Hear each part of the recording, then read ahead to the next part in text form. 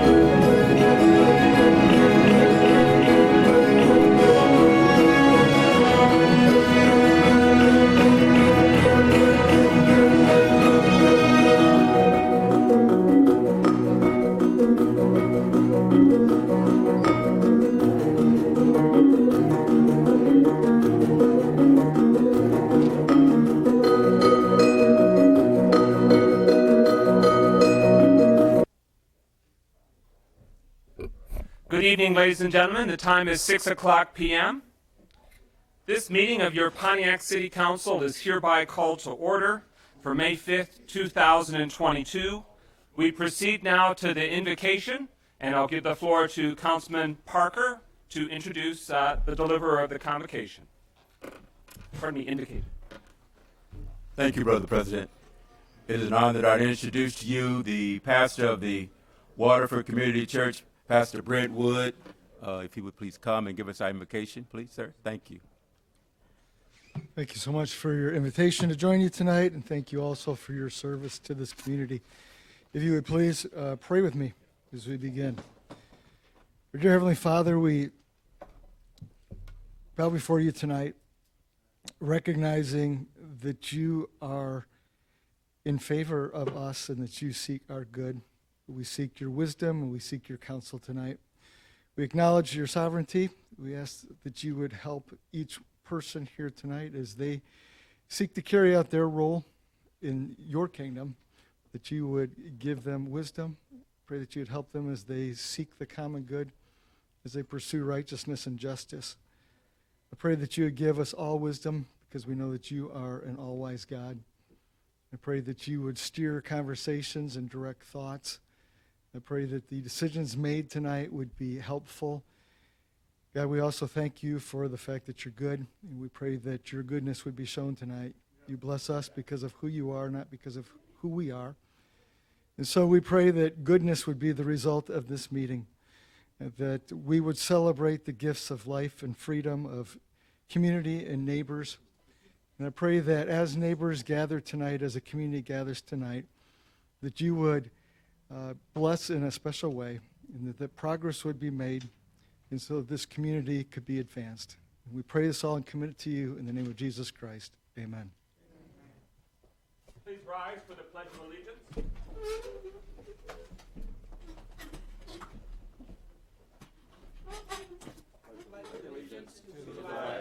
Of the United States of America, and to the republic for which it stands, one nation, under God, indivisible, with liberty and justice for all. Please remain standing for a moment of silence. This evening, please reflect on the names of those in your neighborhood, in your family, and throughout our community who we have lost since we gathered last.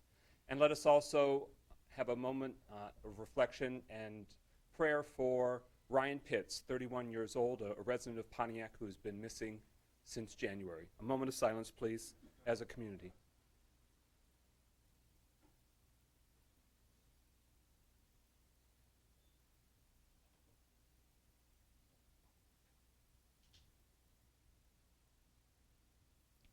Thank you very much. Of course, you may be seated. Roll call, Clerk Doyle.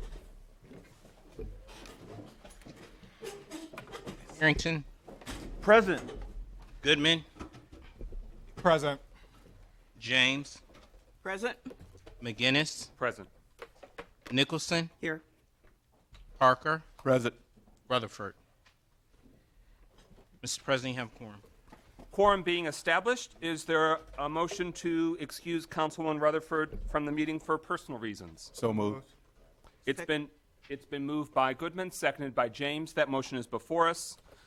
We keep Councilwoman Rutherford and the entire Rutherford family top of mind as her beloved daughter Mariah graduates today and tomorrow from Howard University, a product of the Pontiac community, and tomorrow is Councilwoman Rutherford's birthday, which she'll be celebrating by seeing her daughter graduate at that historically black university. Motion for hearing no further discussion. Roll call on the motion to excuse Councilwoman Rutherford from this evening's meeting. Goodman, Yes. James, Yes. McGinnis, Yes. Nicholson, Yes. Parker, Yes. Carrington. Yes. 6 yeas, no nays. That motion carries. Is there a motion to approve this evening's agenda? So moved. Is there a second? Support. Moved by Nicholson, seconded by Goodman. The motion is now before us. Could I please have a motion to amend the agenda to add a new resolution, City Council resolution, which will come after the existing three as the new four, and that would be the council resolution celebrating the community leadership of Pastor Leland Matlock. So moved. Is there a second? Support. It's been moved by Goodman, seconded by Nicholson to amend the agenda accordingly. Any discussion on that motion to amend? Hearing no discuss. Yes, sir. Councilman Parker. Brother President, thank you for allowing me the opportunity, but can I make a motion that because of his certainly his time with us and his age, that we would move our resolution concerning National Day of Prayer and the resolution for up a little bit. All right. Is it all right if the move and second is withdrawn? Yes. Is there a motion to amend the agenda to take council resolution acknowledging National Day of Prayer and adding a council resolution celebrating the community leadership of Pastor Leland Matlock and moving that to come after the consent agenda but before special presentations? Thank you. Is there such a motion? So moved. Support. Moved by Goodman, seconded by Carrington. That motion to amend the agenda is now before us. Any further discussion? Hearing no further discussion, roll call on adoption of that amendment to the agenda. Clerk Doyle. Nicholson, Yes. Parker, Yes. Carrington, Yes. Goodman, Yes. James, Yes. McGinnis. Yes. 6 yeas, no nays.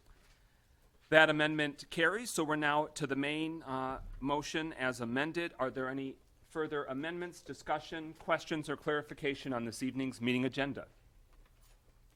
Hearing no further discussion, speakers list exhausted. We are now at the motion to adopt this evening's agenda, and we're approving it as amended. Roll call, Clerk Doyle. James, Yes. McGinnis, Yes. Nicholson, Yes. Parker, Yes. Carrington, Yes. and Goodman. Yes. 6 yeas, no nays. That motion carries. Is there a motion to approve this evening's consent agenda? So moved. Support. Moved by Nicholson, seconded by Goodman. Not a debatable motion, so we move into roll call. This is approving the April 26, 2022 City Council meeting minutes. Adoption of consent agenda. Roll call, Clerk Doyle. Parker, Yes. Carrington, Yes. Goodman, Yes. James, Yes. McGinnis, Yes. Nicholson. Yes. 6 yeas, no nays. That motion carries. We are now at the first of our resolutions since we amended the agenda. Is there a motion to adopt the council resolution acknowledging National Day of Prayer? So moved. Support. It's been moved by Parker, seconded by Carrington. So that motion is now before us. Want to give anyone who would like to have the floor, recognizing National Day of Prayer as May 5th, 2022, today in Pontiac, Michigan. Those who wish to have the floor. Councilwoman James. Well, I just want to acknowledge that we just had a very beautiful prayer service down on the first level. And I want to thank all of the pastors and the citizens and community that came out. All of the different parts of the community were involved, and it was just really, really a beautiful service. So I want to thank everyone that was involved. I hope the city will get a chance to see the services that took place on today. Thank you. Thank you. Others that wish to have the floor. Councilman Parker. Thank you, Brother President. I certainly can only reiterate what Councilman James has said. I want to thank each and every one of you who came to our National Day of Prayer celebration downstairs. It certainly was enlightening. More importantly, it was spiritual. And I pray that as you leave today, that you remember that we are all called to pray for one another. Thank you. Thank you. Others that wish to have the floor? I want to thank the community members that helped make this possible and want to celebrate Pastor Leland Matlock of Calvary Missionary Church of Pontiac, Michigan, for his decades of leadership on National Day of Prayer, helping to make this tradition something that is special, meaningful, and ongoing here in the community. Thank you, Ms. Robinson. Thank you, others. Yes, thank you, everyone that pulled together for this continuing tradition. A standing ovation.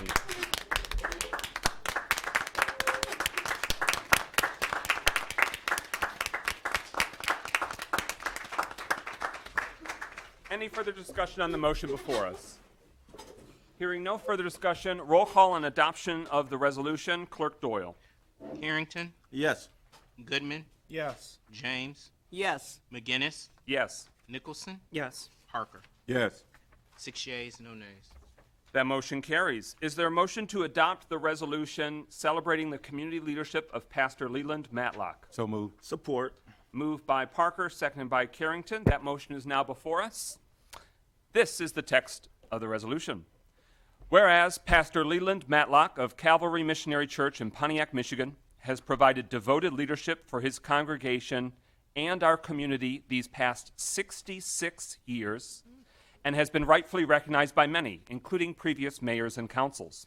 Whereas Pastor Matlock has given back to the community in many ways through the decades, including as a chaplain for the Pontiac Police Department, chaplain for the Oakland County Sheriff Department, holding church services for inmates housed at Oakland County Jail, providing church services for residents in assisted living, and organizing the March for Jesus and many other spiritual and community efforts.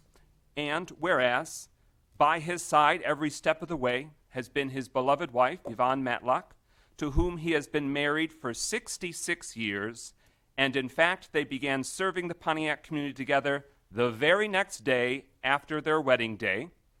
And whereas the Matlocks are no strangers to the Pontiac City Council chambers at Pontiac City Hall, with Pastor Matlock delivering many invocations at the beginning of City Council meetings through the years, including by invitation from then Mayor Wallace Holland to open city meetings with prayer, and they've been present for hundreds of meetings. And whereas today marks the National Day of Prayer, an annual tradition of people of faith coming together to pray for our community and our country, that Pastor Matlock himself has been an instrumental part of organizing such efforts in Pontiac for many years. Now, therefore be it resolved, the Pontiac City Council, in partnership with Pontiac Mayor Tim Greimel and on behalf of all Pontiac citizens, hereby celebrates the decades of devoted community leadership by Pastor Leland Matlock. And further resolved, the City Council acknowledges the love and partnership of First Lady Yvonne Matlock, serving the Pontiac community together with Pastor Matlock. And further resolved, we express the sincere gratitude of all Pontiac citizens to Pastor Matlock for his leadership, service, prayers, time, devotion, and deep love for our city of Pontiac, and gratitude to Cavalry Missionary Church of Pontiac for sharing the Matlocks with us all. Ladies and gentlemen, we join as a community to show our love and appreciation for Pastor Leland Matlock. Please join me in a standing ovation for him and his family.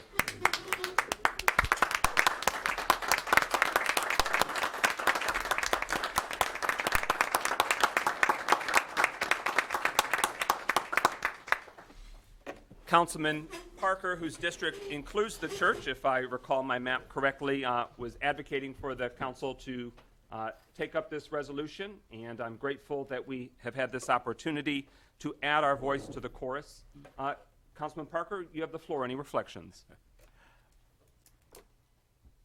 Thank you.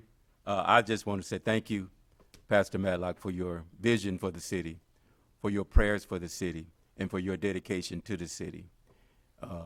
It's a good thing that every time, most of the time when I come, I can see your face, because it lets us know that God is still moving, God is still doing what he said he's going to do, and I just pray he will allow you to hang with us long enough to see your vision realized. Keep pressing, keep praying, and thank you very much. Thank you. Others that wish to have the floor? Mayor Greimel. I don't think I can say it any better than Pastor Councilman Parker, but I do just want to acknowledge that I've known you for many, many years now, probably 15 years or so, and both you and the First Lady, and both of you have such hearts for the community, such commitment and dedication to Pontiac, and I appreciate your long time service and love for Pontiac, and I know that there are many more years ahead, so I look forward to continuing to work with you. Thank you. Would any members of the Matlock family like to take the podium? No obligation. That included Pastor and First Lady if they wanted to say a few remarks, but I didn't want to put them on the spot. You are certainly able, if you would like, to claim the time.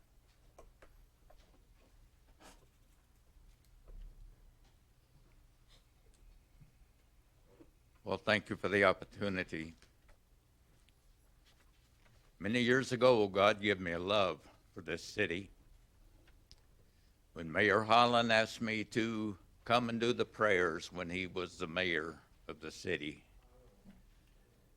And it's continued down through the years. And I believe this is a year of new beginnings for this city with a new council and a mayor. And I believe God's hands on this city for good. I just want to encourage our council, our mayor.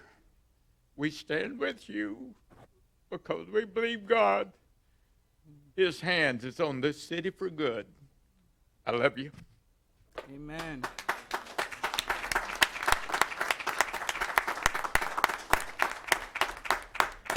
Any further discussion on the motion before us?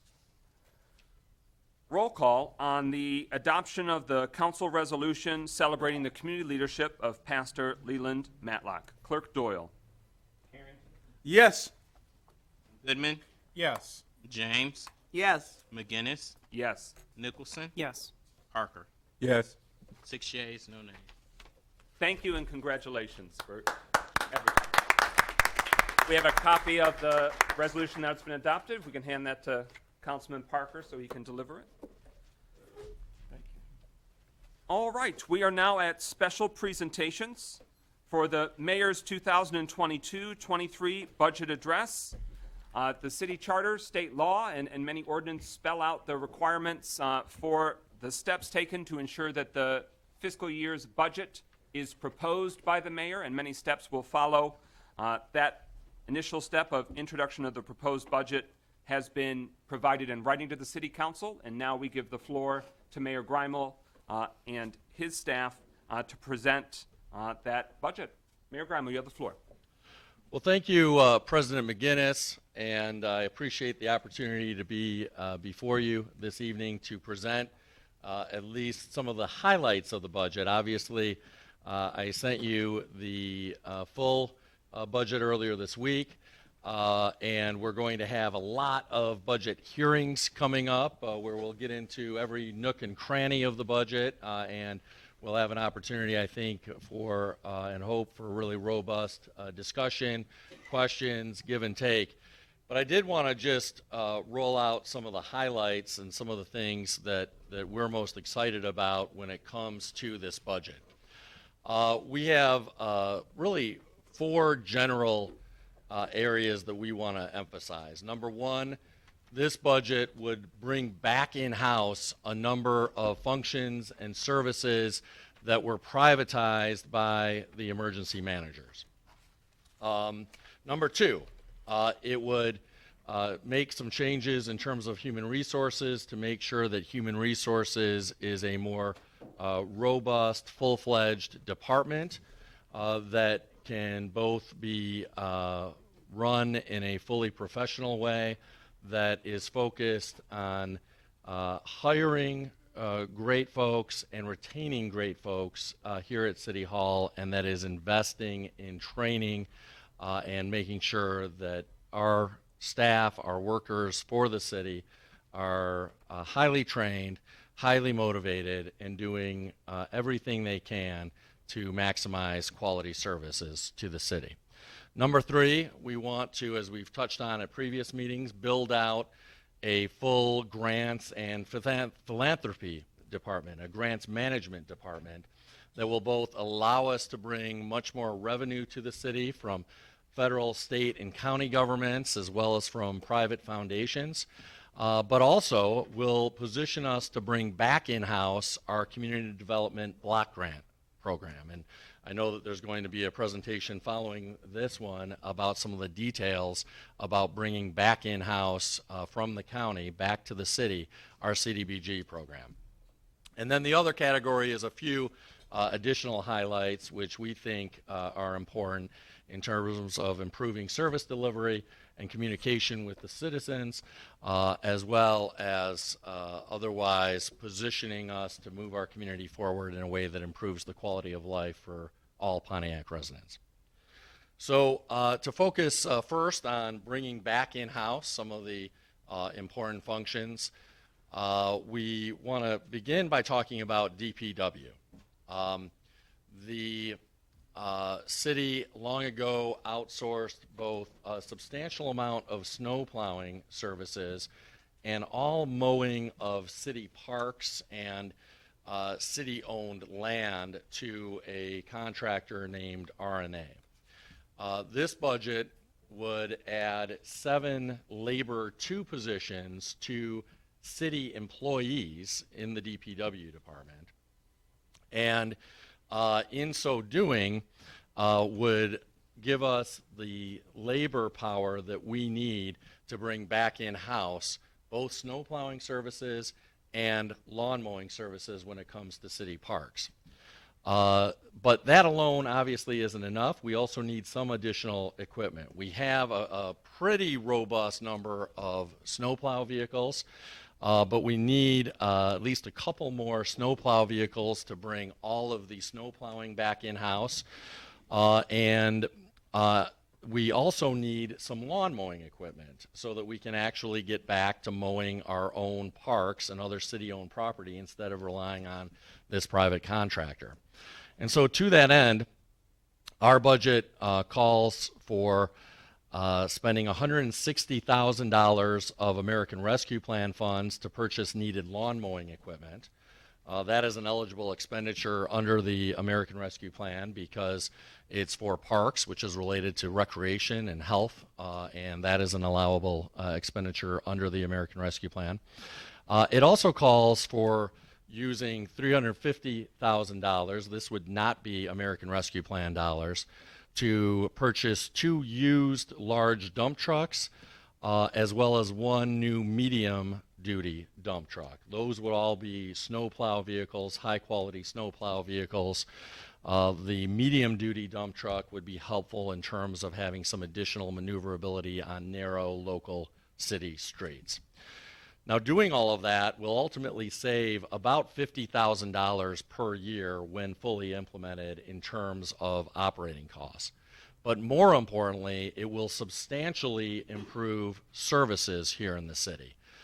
For one thing, currently under the RNA contract, we're only mowing parks once every couple of weeks. This would allow us to mow the parks much more frequently than that.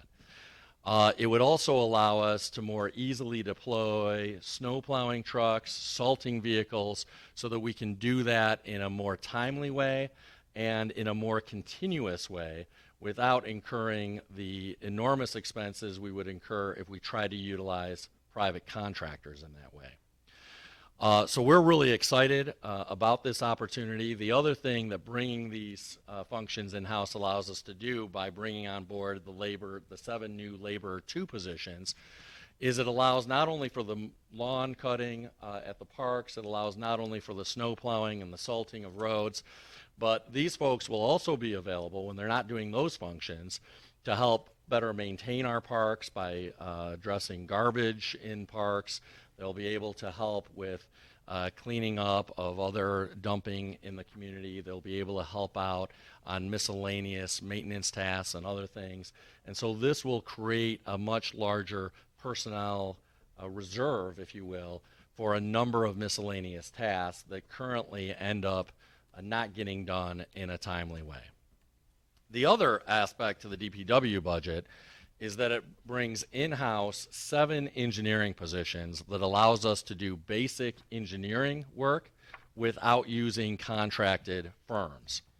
And that will save approximately $150,000 per year by doing that work in-house instead of using outside engineering firms.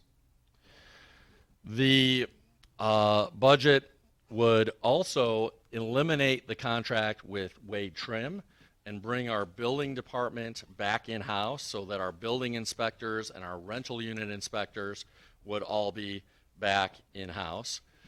It will also allow us to double the number of code enforcement officers that we have working by hiring 4 additional code enforcement officers. Those code enforcement officers would be housed with the rental unit inspectors and the building inspectors in this newly concentrated building and safety department. Importantly, our vision is to cross-train both code enforcement officers and rental unit inspectors so that they can both do both functions. Currently, code enforcement officers are charged solely with citing blighted properties when it comes to outdoor blight. And rental unit inspectors are currently charged with solely inspecting really the inside of rental units. This would allow both categories of workers to become one category of worker that would be doing both of those functions, which means that when someone goes out to inspect a rental unit and they see outdoor blight, they could and would be properly trained to write up and cite the property owner for that outdoor blight, and vice versa, which will allow us to more adequately crack down on blight from landlords and other commercial properties in the community. Third, we are ending our contract with Plant Moran at the end of May. This is something that we had already anticipated doing, but Plant Moran made that decision even easier by saying that they were unwilling to continue working at their fixed annual flat fee, and that instead they wanted to move to an hourly contract basis. To put that in some perspective, we will be saving a substantial amount of money by bringing that back in-house. If we compare just with what we had been paying them, it will save about $50,000. But because they wanted to go to an hourly contract, which would have cost the city much more money compared to what they wanted to charge us and insisted on charging us if we were to continue to use them, it would save between $129,000 per year and $190,000 per year. And to bring that back in-house, it requires us to hire 2 senior accountants.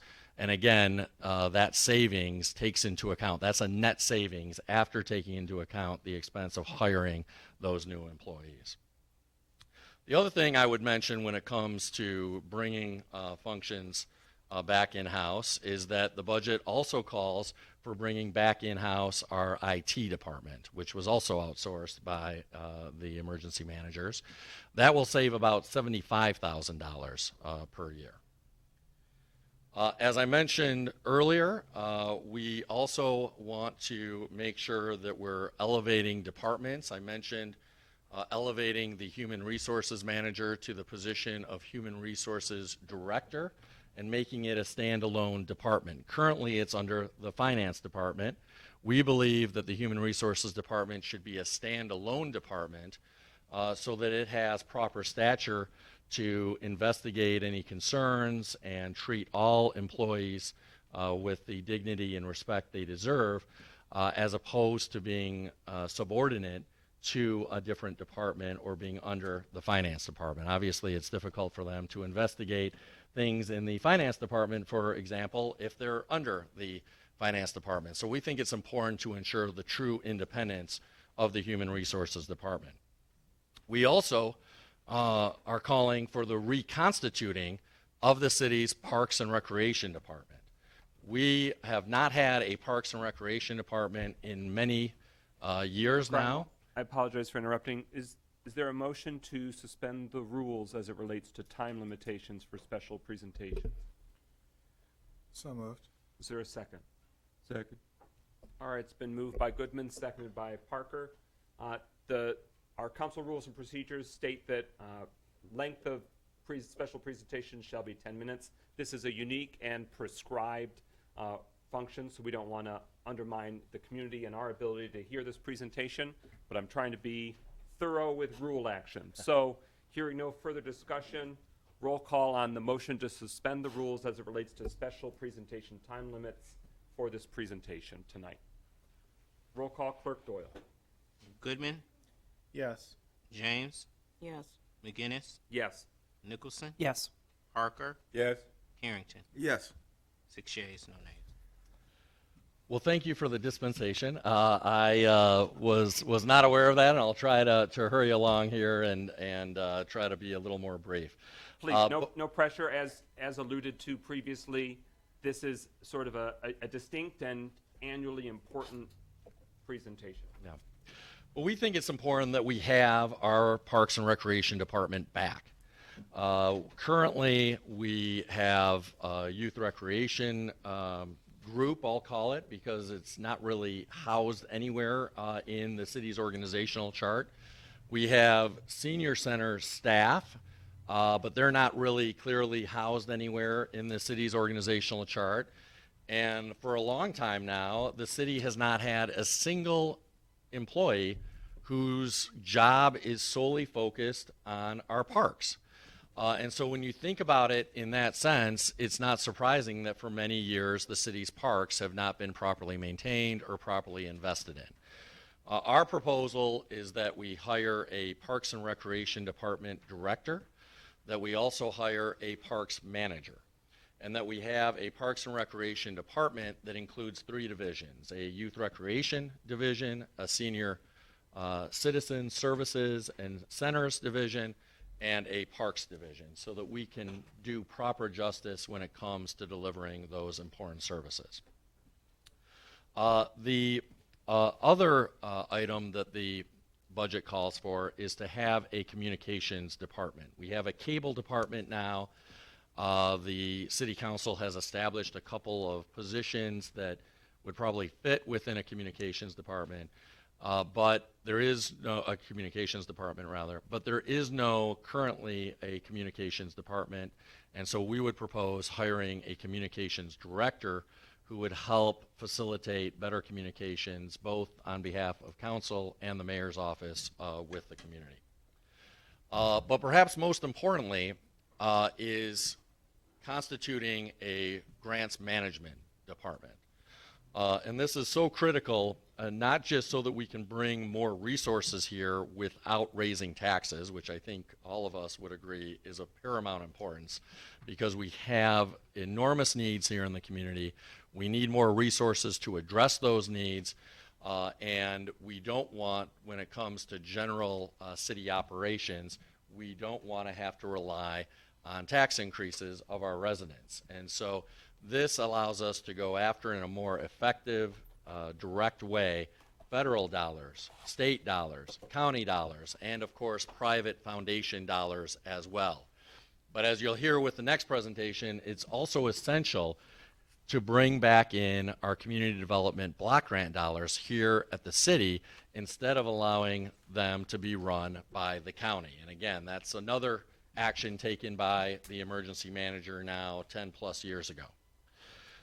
So this is really important if we're going to become a more self-sustaining community, a more self-sustaining city government in a way that doesn't unduly burden Pontiac's residents with higher taxes. The other highlights that I want to mention is it would appropriate $20,000 for a quarterly newsletter that would be mailed out to homes. That newsletter would allow for a message from the mayor and a message from council people. It would allow for general community updates and information. Currently, there is no city-driven newsletter that is mailed out that's done in a neutral fashion. We've had the clerk who's done a great job of communicating in the past, and working with city council, we want to make sure that we properly accommodate any information and news from the clerk's office as part of this quarterly newsletter. But we saw in past years that the previous mayor did her own newsletter, but it wasn't a true city newsletter. It did not allow for council input, and it was often less informational and more about one individual's perspective. And we think it's important that this be a true community newsletter that's balanced in terms of representation from the executive branch and legislative branch, and that is focused on truly informing the city about important updates and important news going on here in the city. The budget would also appropriate a little more than $500,000 for speed humps in the community. I know that there have been a lot of concerns about speeding. For those of you who may be wondering what is the difference between a speed hump and a speed bump, speed bumps typically are much higher, and they're typically permanently installed in terms of poured concrete or in some cases poured asphalt. A speed hump is typically a rubber installation that can be moved if needed. It's permanent and that's attached to the road, but it is not permanent. It can be moved to other locations.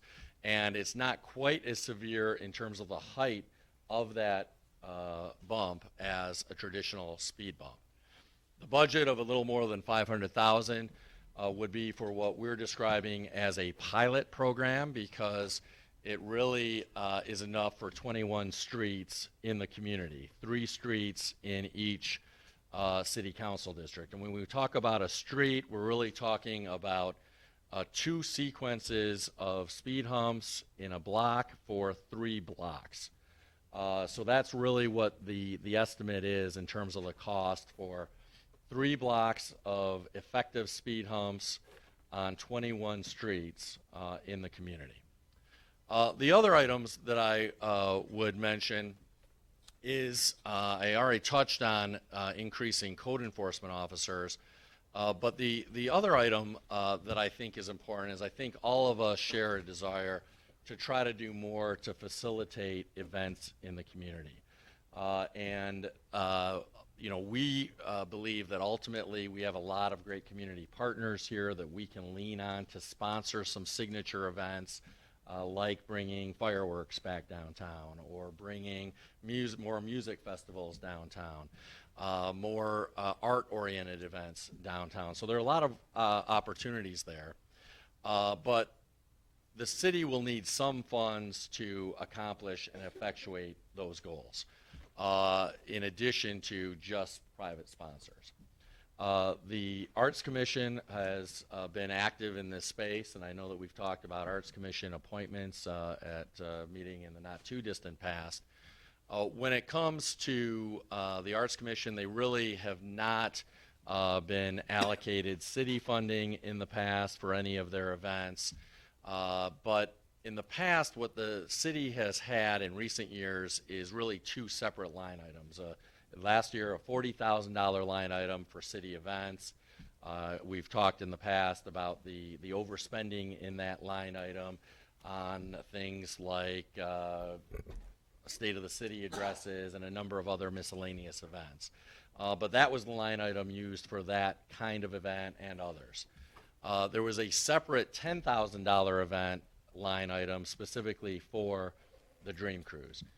We're proposing consolidating those 2 line items into one consolidated city event line item and bumping that up from the combined $50,000 to $70,000 to allow us on an as-needed basis to provide matching dollars for grants for city events and things like that as well. So it's a very modest increase. Again, it's not going to eliminate the need for private sponsors, but it does give the city a little bit more of an opportunity to invest in having more events here and making Pontiac once again a destination for people from around Southeast Michigan, and most importantly, giving our residents a reason to stay here in the evenings or on the weekends and spend their dollars here in Pontiac instead of visiting and spending their dollars in other neighboring communities. The other item that I would mention is that it's estimated that we're foregoing over $2 million a year in income tax collections. And that's because our income tax department really just has 1 staff person in it. There is another person who sometimes is part-time there, but it's a very bare bones income tax department. And our budget proposal would add 2 staff positions there, which we believe will more than pay for themselves by making sure that there's greater compliance when it comes to income tax collection. We're not talking about increasing the tax rate or increasing taxes on anybody. It's about making sure that those who owe income tax actually pay the income taxes that they owe. And our estimate is that with the additional 2 staff people, that we should be able to collect about $1 million of that more than $2 million that has been going uncollected every year. Now, the budget that we put in front of you does spend more, or would spend more in the coming fiscal year than it takes in, to the tune of about $2.7 million. That is a reduction in that gap from the previous current fiscal year. About half of that projected gap is because of increased costs to the police and fire pension fund. That cost is slated to go up by $1.3 million. So if it weren't for that additional cost that's really beyond our control, we would have halved, actually a little more than halved, the year-to-year deficit that was in place under the previous administration. We believe that it's important that we make these investments. We think these are important investments in service delivery, and we believe that we won't be able to grow our community both in terms of residents and in terms of business investment unless we implement these investments. We do have a relatively large unassigned fund balance. This would draw down that unassigned fund balance from the current projected level at the end of this year of $9.7 million to a projected $7 million at the end of 2023. But I should also mention that we have $38 million in ARP funds. I mentioned spending $160,000 of those funds on lawn mowing equipment to bring lawn mowing of our parks back in-house. The rules allow for $10 million of that $38 million to be accounted for as lost revenue by cities. And we're also proposing that we bring that $10 million to the general fund balance so that by the end of 2023, we would have actually $17 million in unaccounted for, undesignated fund balance. And I'll just say that because there are so many restraints around how American Rescue Funds can generally be spent, bringing that $10 million in as general fund balance gives us total flexibility about how we want to spend that $10 million. Obviously, that's a decision that needs to be made jointly with City Council. But otherwise, we'd be trying to shoehorn it into designated categories. But if we account for it as unrealized lost revenue during the COVID period, it allows us jointly as City Council and the Mayor to have total flexibility about how we wish to invest and spend those funds. We'll be bringing more specific recommendations to Council in the next couple of months about how we might spend the remaining $28 million in ARP funds. So stay tuned for some proposals in that regard. But we wanted to focus right now on the more typical, if you will, year-to-year operating budget before we focus on how to spend what are one-time ARP funds from the federal government. And that's all I have for now. Again, I'm very much looking forward to robust questions and discussions during the budget hearings and budget conversations that we'll have on a lot of dates over the coming couple of months. I certainly welcome any questions that people may have now if you'd like to ask them. All right, Council, I see Mayor, President Pro Tem Carrington. First question, you have the floor, sir. Well, actually, it's just a statement. Thank you, President McGinnis.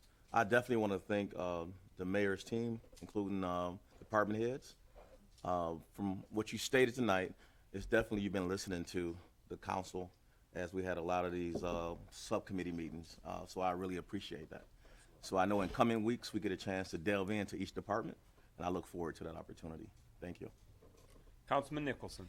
I know we've had conversations in finance committee meetings just about the budgeting process that we've had in the past years.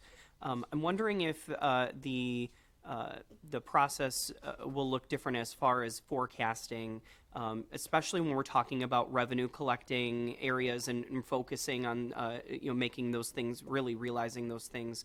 I think for me, in the psychology of finance, especially when it's a department director driven organization, that when we budget our revenue across months, when we have realized revenue increases, then it's nice to be able to take down those forecasts for future months and be able to plan more and do actual real planning. Whereas I know right now there's a lot of lump sum things, and some of those things the city does realize those things in a lump sum fashion, but it's really difficult when you're looking at those big amounts to understand what has come in now, what are we waiting for? How is it spread out? So I think, it'd be nice to know more about how that revenue, especially the process will look.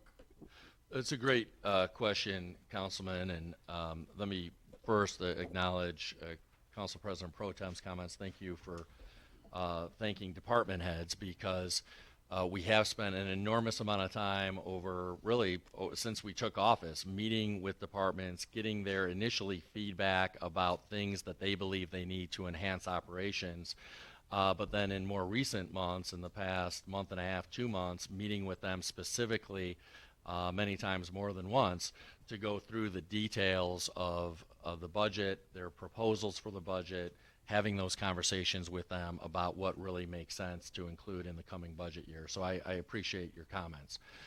You're absolutely right, Councilman Nicholson, that we need to do a better job of properly estimating year-to-date revenues and expenditures. And so we have budget sheets and a budget program that tracks estimated year-to-date, it would seem to track estimated year-to-date expenditures, estimated year-to-date revenues. But it really just does that based on the year-end estimates and then prorating that year-end estimate based on the number of months that have passed in the year.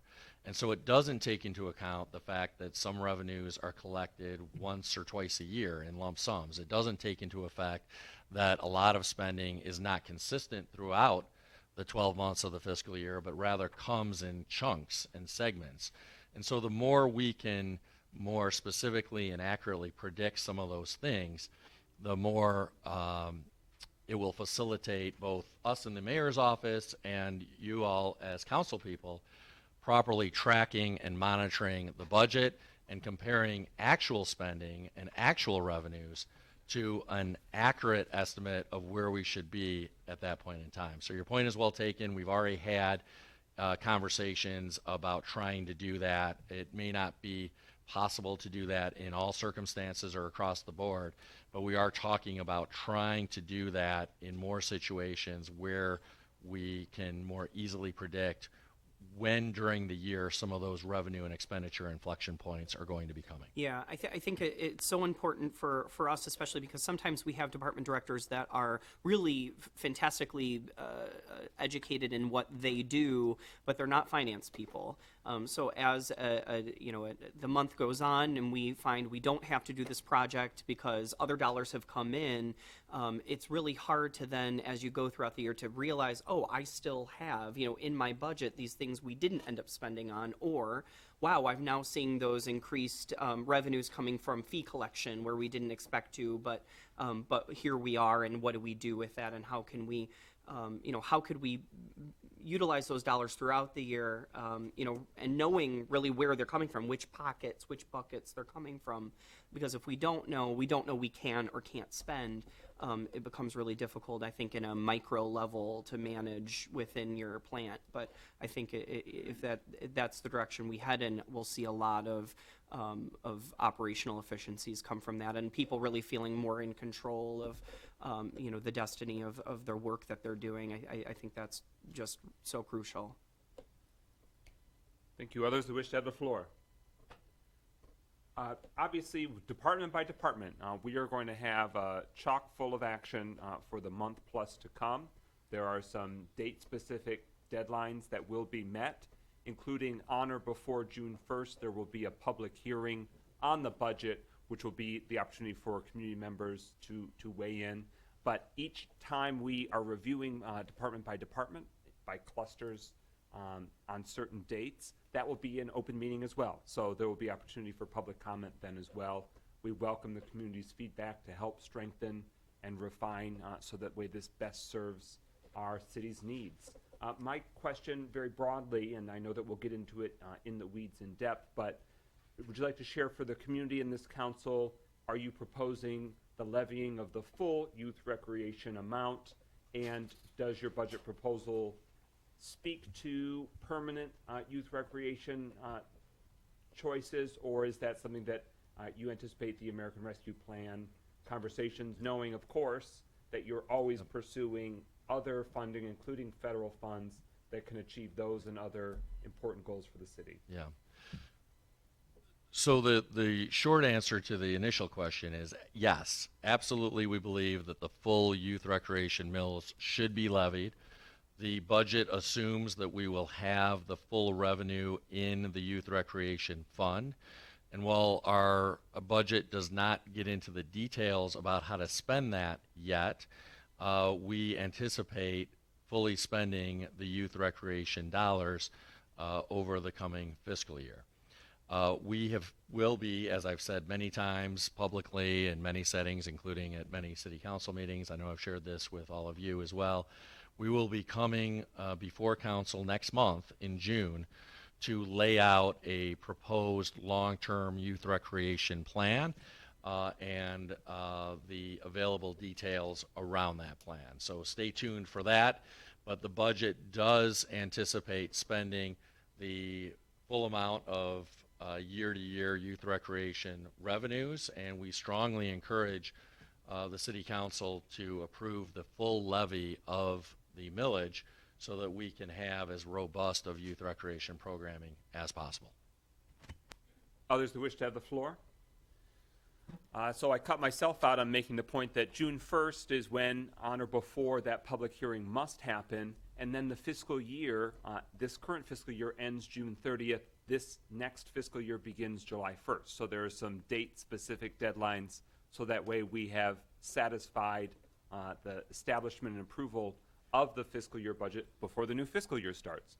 We hope to, ensure that you and the city government isn't cutting it close. So we'll try and be as thorough and proactive as possible, but also efficient and effective. So there's more to come on that, including at the next week's city council meeting as we go more in depth. Councilwoman James. I just want to keep this general because, as President said, we're going to get into the depth of it.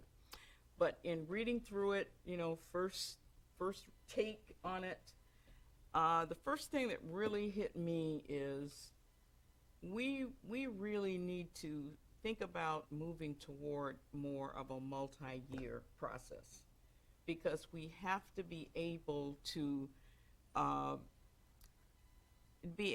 establish some long-term planning and incorporate it with our annual budget. Reading through it, it was good, but because there's no long-term planning, it's just to me it was lacking. So I really would love to see the city start looking at incorporating long-term planning with the annual budget. That was just a comment. That was the first thing that hit me, is that this really doesn't reflect long-term planning, and that's a problem in my mind.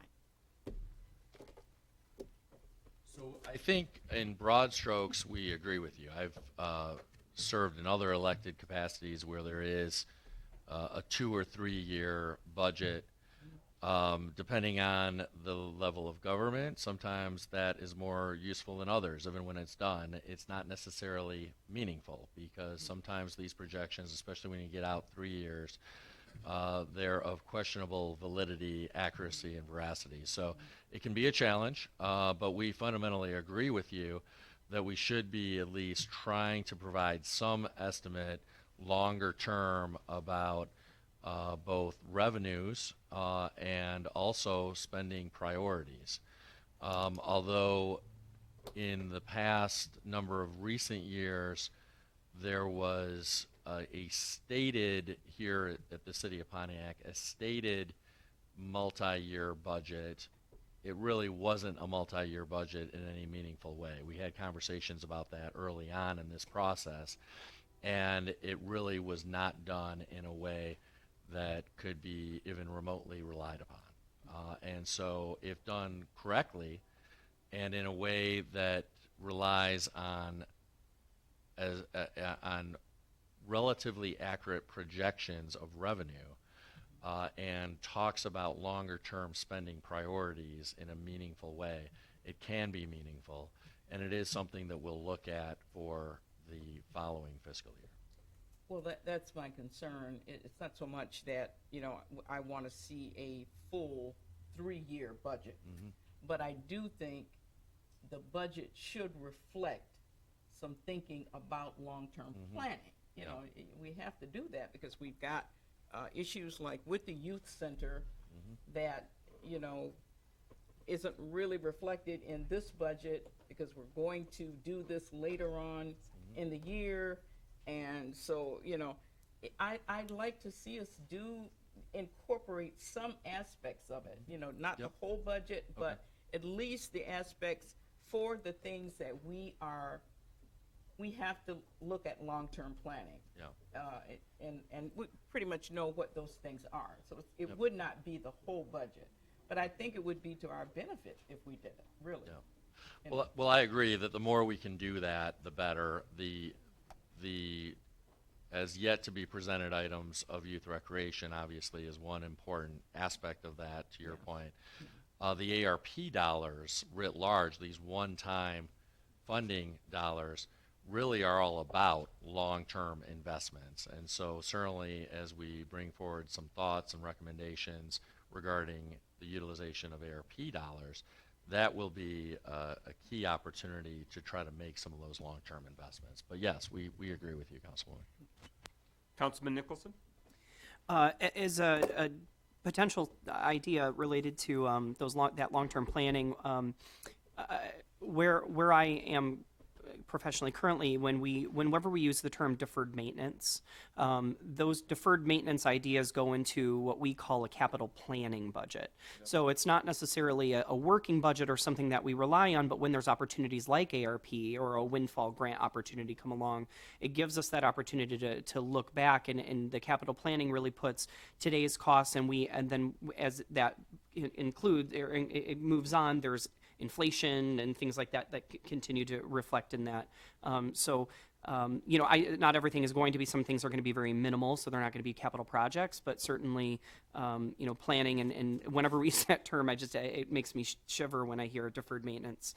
But we know we can't do everything every day. So I think that's a good way to say, okay, this is something we're consciously not making the decision to spend on now.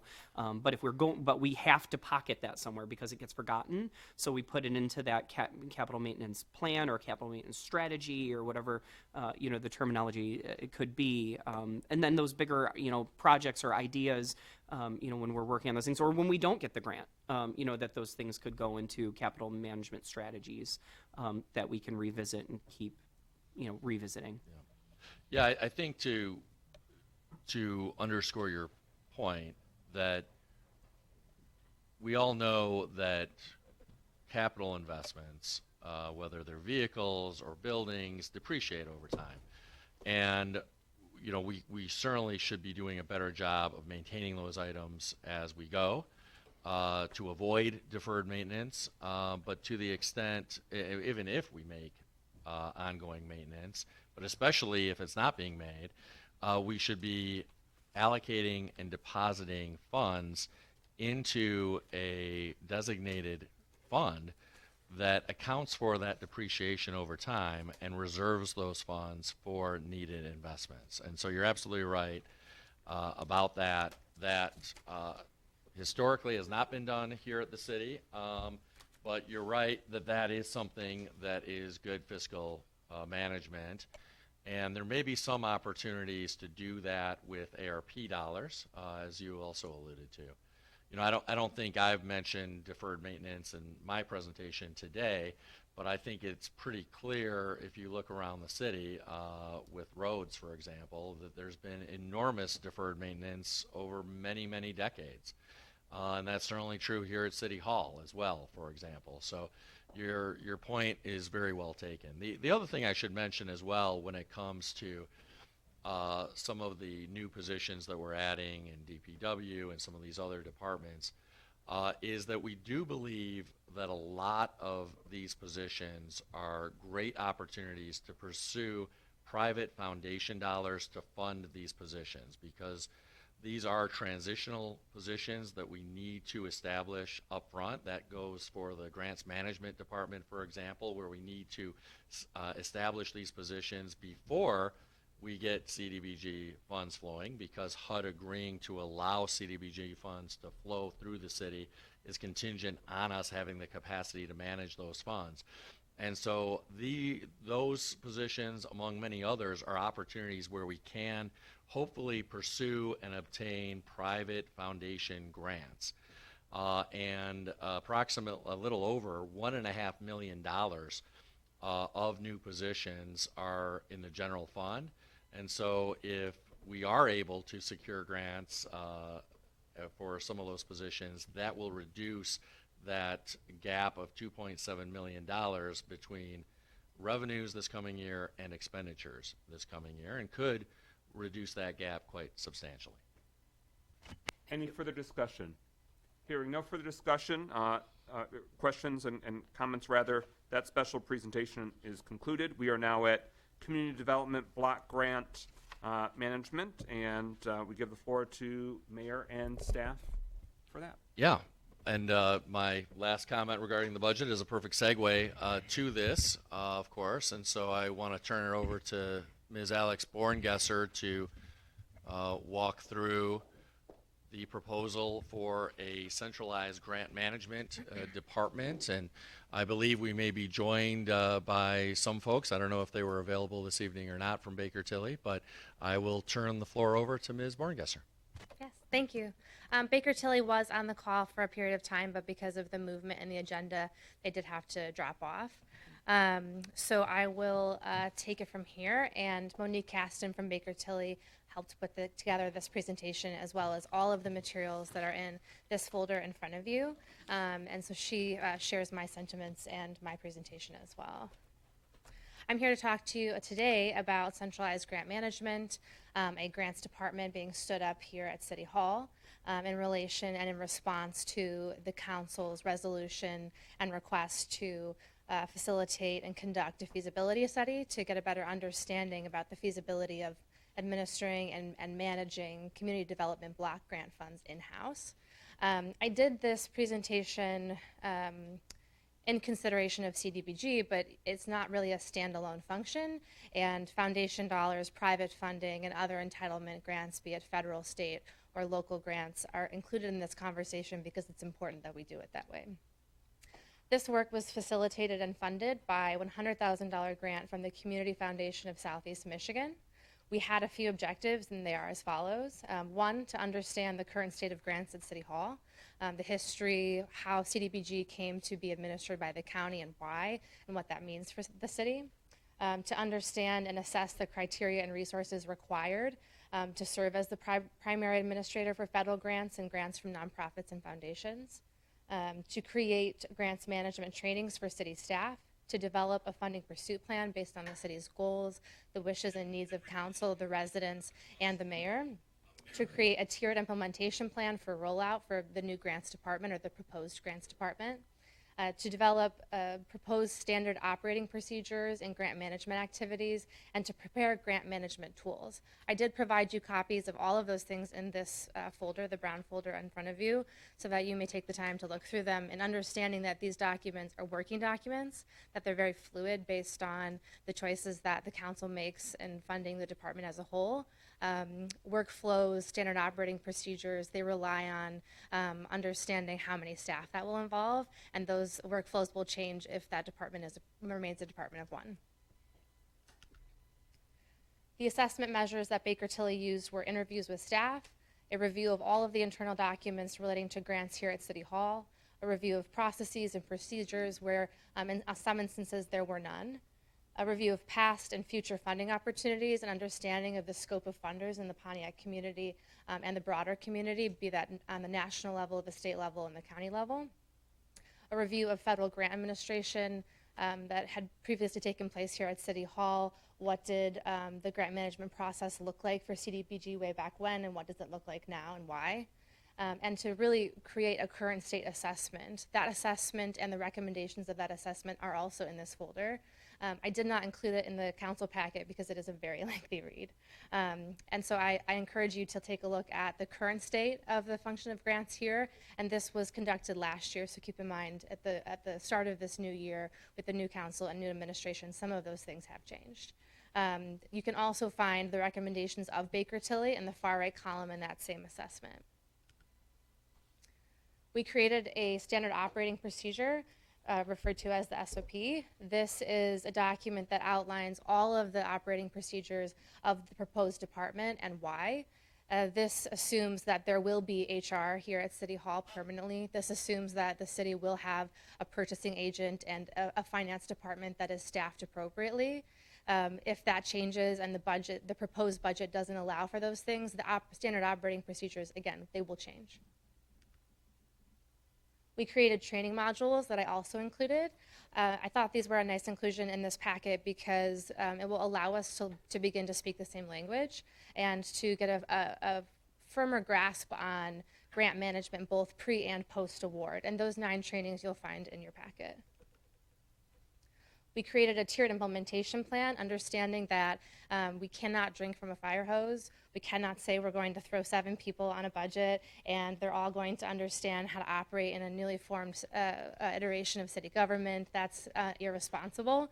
And so we decided to implement metrics and portions of the department in this tiered way, and that is also included. And I'll walk through that later. Oops. We created a grant project plan tracker that tracks the grant through its entire life cycle and allows us to remain in compliance and to share that compliance with council and others at their request.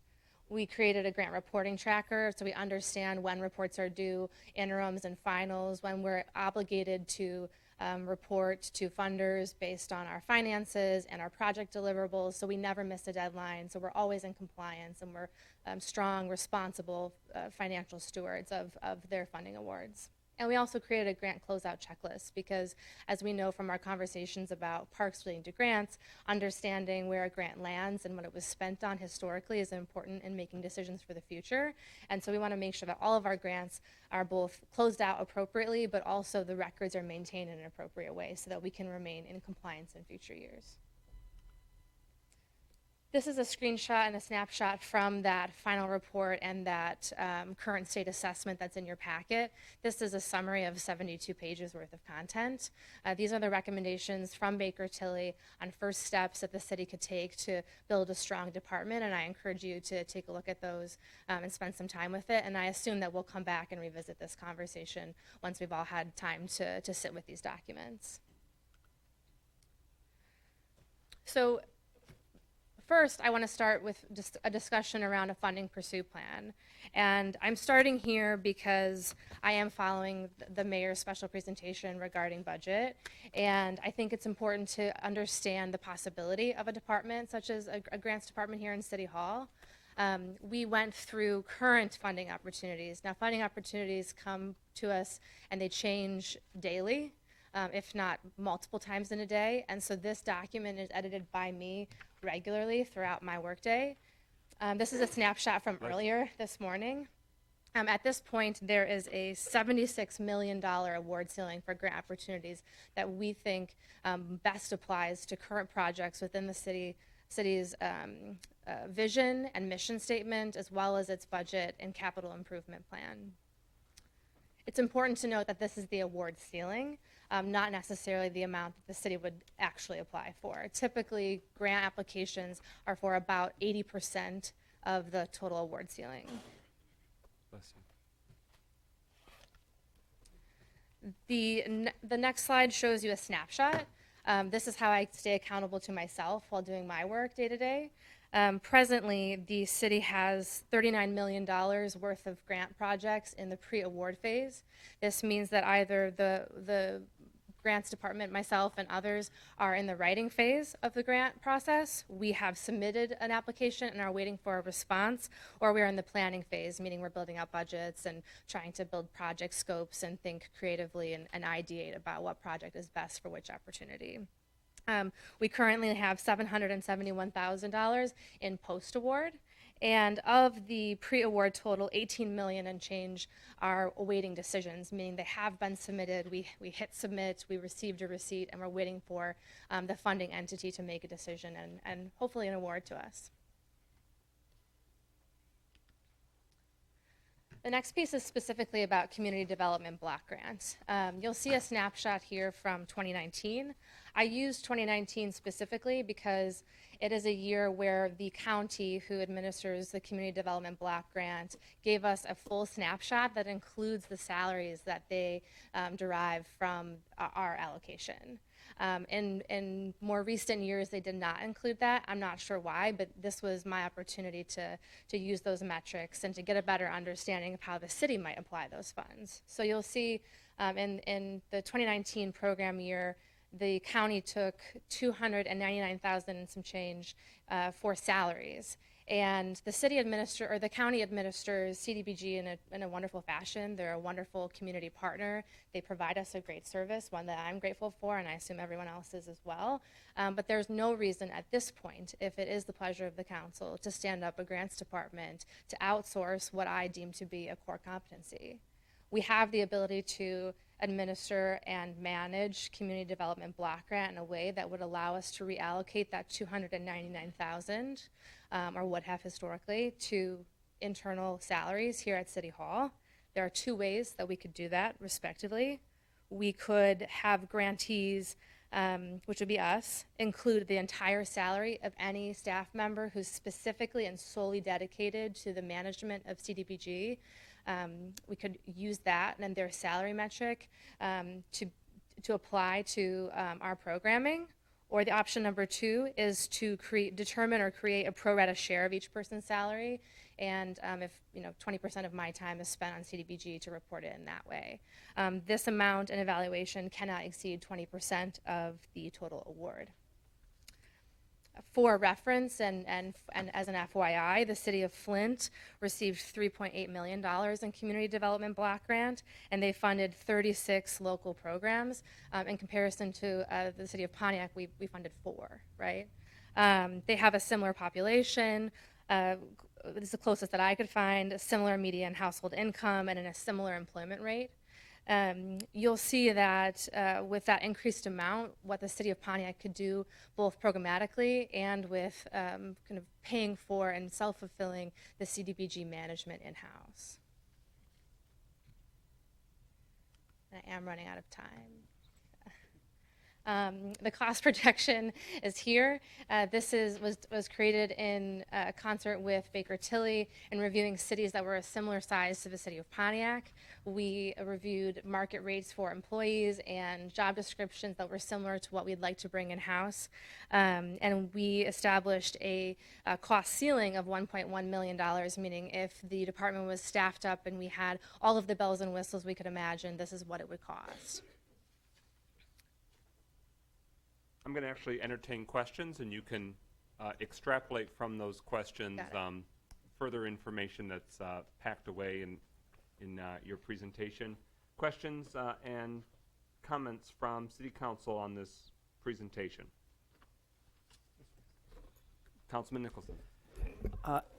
In public or municipal grants, is it similar to? I'm only familiar with like nonprofit and that piece. Can you build in administrative, like the administrative costs, the cost to manage the programs that we're applying for? Or, is that not really a thing with the funders that you're working with? I'm so glad you asked. So if you see here, the department expenses are, as I said, estimated at $1.1 million. This assumes the award ceiling of $76 million for funding pursuit. The total average application amount is about 80% of the award ceiling, and per industry standard, 30% of applications result in awards. Additionally, per industry standard, 10% of costs are applied to the administration of the grant itself, depending on the funder. Now, like you mentioned, some private funders do not include any sort of capacity in an application or a budget, but certainly federal and state grants do. And in some instances, funders recognize the need for capacity building and capacity support, and so they do fund that. And so you'll see that reflected here. The administrative grantsmanship expense offset is about $1.8 million, and the CDBG program administration expense offset is $300,000. This brings us to a net expense credit of $1 million and some change. This takes into account the cost of the department itself, and you'll see, as the mayor alluded to, that this would provide for an offset to the additional expenses in engineering and DPW, code enforcement, et cetera, who would likely be the ones providing the support for the deliverables on any grant we were awarded. Thank you. Pro Tem Carrington. Well, definitely, thank you. And I look forward to, we got this night, so I haven't had a chance to look through this, everything you submitted to us, but I will this weekend. Just a quick question concerning, most of the grants that you're applying for, are they one-year grants or multi-year grants with some of the federal agencies? So it depends. There's a mixture, and I would be happy to parse that out and provide that for you. Many of them are for future years, and so you're applying for grants now that would be for expenses in 2023 or and onward. Specifically, transportation grants typically operate in that way. And then some of them are for this current fiscal year. So there's a kind of cornucopia of options and examples within our funding pursuit plan. All right, thank you. No more questions. Others that wish to have the floor? Closing thoughts, Ms. Borngesser, you have the floor. That's really it. The answer is this is feasible, and it would be a responsible choice for the city to stand up a grants department here at City Hall. What you're looking at now, these are estimates, and what you're looking at are the results of a one-person department, and I implore you to imagine what would be possible with this funding pursuit plan if we had the staffing capacity, bless you, in both grants management as well as the full staff here at City Hall. And on that note, what is in the proposed budget that the council will be considering on that same thought process? You think that that would expand the capacity and strengthen us to be able, as a city internally, to manage community development block grant funding? That's correct. And so there is an organizational chart here that outlines 3 additional positions for the grants department, 4 positions including myself, a grants coordinator, a grant writer, and a grants compliance analyst. These folks would be responsible for assisting in both the writing and development of grant proposals, but also the management of the grant post-award, which is really where some of the most important things happen. And additionally, 1 staff member added to the City of Pontiac Finance Department, a grant accountant who would be responsible for sort of forecasting grant revenue, making sure that we're in compliance with the funder, making sure that we're submitting reimbursements for reimbursement grant opportunities, et cetera. Thank you. Any further? Councilwoman James. I was just wondering, timing-wise, what's the projected timing for possibly being able to get this department set up? To get the department set up, Yeah. really at the start of the fiscal year, dependent on So we're looking the at council's June, decision. Possibly? I'm sorry? You were looking at the 1st of July? Yes, ma'am. Okay. Others that wish to have the floor? Thank you very much for the time and preparation that went into. I did have a question. Oh, Councilman So- Parker. Obviously, with July 1st being only about 45 days away, really, are you currently conducting interviews or got some people in line for filling this? So that, because it seemed like it's a very aggressive time to get this in place and started by the 1st of July. So are we already doing some interviewing?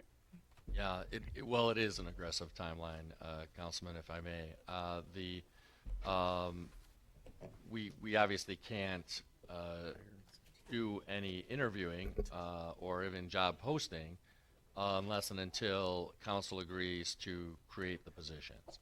And we didn't want to bring something before you to create positions beginning with the new fiscal year until we presented the budget to you. So, you know, and we'll all certainly be in touch with President McGinnis and President Pro Tem Carrington to see if they sense that council may be interested in approving this aspect of the budget, then we can certainly move forward, bring some of these proposed positions before you to create and establish them, which would allow us to at least go out and post the positions and begin interviewing people for the post positions. But we wanted to do this in sequence. So the first item was actually proposing funding for them, laying out kind of the vision for them. And then if city council is receptive to that, bringing the creation of the positions before city council. And then if city council approves that, then actually moving forward with posting those positions and interviewing for the positions. Thank you. With that, questions have been exhausted. That special presentation is concluded. Recognition of elected officials. I see none that are seeking recognition at this time. We are now at agenda address. Pro Tem Carrington, you have the floor. Thank you, President McGinnis. Mr. Lawrence Jasper, what item are you speaking on concerning the agenda? Forensic audit. Say that again, sir? I'm sorry. The audit is not on. The forensic audit. Thank you, sir.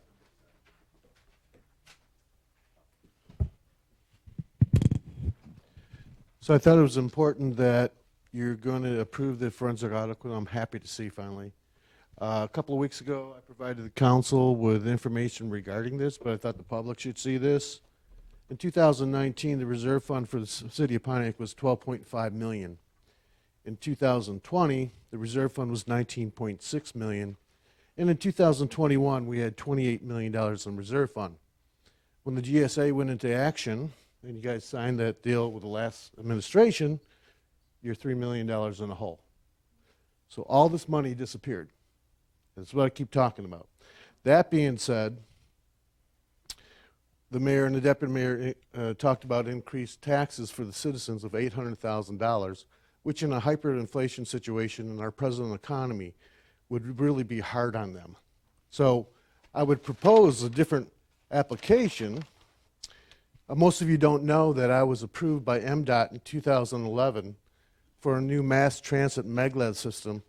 I was at 4 public hearings. I sat down with the bipartisan board and got approval from MDOT to build it. Now, it runs about $40 million for a pilot, which we had attached to the little city. To make that happen, MDOT's already agreed to $25 million.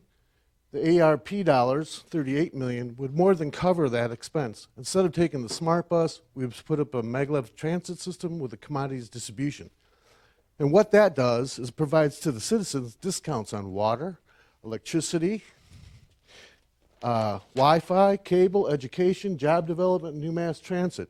So with what you just saw with the presentation from the mayor, and I love what's going on with the council right now, all these grants, this kind of stuff could be supported.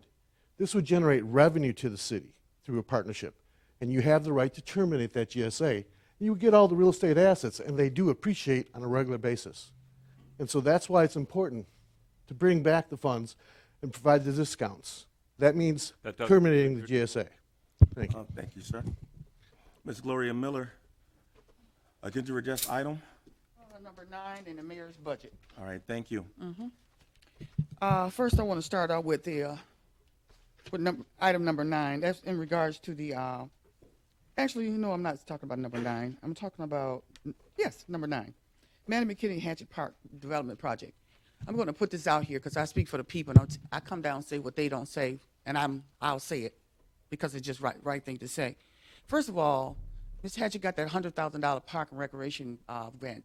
You guys as new elected members, it looked so political. Here we are. We got the mayor, supported by Ms. Hatchet. You got Angela Powell on the letter here, authorizing her to get the $100,000. The people in the community, they pay attention. It just look political. It really does. Because the reason I say that, we got hundreds of parks. We got many parks in the city. That some of that money could have been shared with other parks. Take, for instance, mine, Galloway. It never had a penny. So I want to put that out there. As for the mayor budget, Mayor, you only forgot one thing, and I believe, Mike, you're over superhead because I used to be over community development. The $100,000 that's in the budget, in council budget, for animal control. Work on that, please. Work with Ms. Lynette Phillips. She's familiar with it. She's still here. She knows everything. We need animal control in the city, badly. And the money is already there because I left it there. We never spent it. So I wish you would look into that. As I mentioned before, Mr. Donnie Binion, he's the one that superseded that before when he ran it. And I want to get real quick, and my clock is going down. Mayor, CDBG block grant bring back. You need to bring back birth certificates. You need to bring back assessor's office. You need to bring back the risk management office. You need to put money in. You need to put cable back into the council purview. Cable never was in administration. You need to take that out. Animal control already mentioned, and repair the roads. Thank you. President McGinnis, that concludes agenda address. Thank you. Is there a motion to adopt the resolution to approve the agreement for local fiscal recovery fund distribution between Oakland County and the City of Pontiac in support of the Clinton River Trail maintenance and authorize the mayor to execute the agreement? Move. Support. It's been moved by Carrington, seconded by Goodman. That motion is now before us. Mayor and administration, you have the floor. I'd like to invite DPW Director Al Cooley to the podium to talk a little bit about the resolution. Oh, is it? Okay, it's listed under Department of Public Works, I believe. But Ms. Borngesser, I know you actually have been a little more focused on writing the grant agreement, and so I guess I'll turn it over to you. And if there are questions about the details or the actual infrastructure development aspect of this, we can invite Mr. Cooley to the podium. And why don't you introduce your guest? I know it's Kristen Wilfang, but why don't you introduce her and her connection at the county? Yes, so this is Kristen Wolfing from the county, and she is here to discuss this agenda item as well. What you have before you is an interlocal agreement, a local fiscal recovery fund distribution between Oakland County and the City of Pontiac for funds being allocated to the maintenance of the Clinton River Trail. So I will let Ms.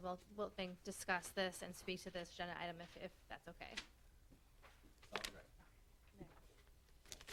Good evening, Council and Mayor, Deputy Mayor. Thank you for allowing me to bring this matter before you today.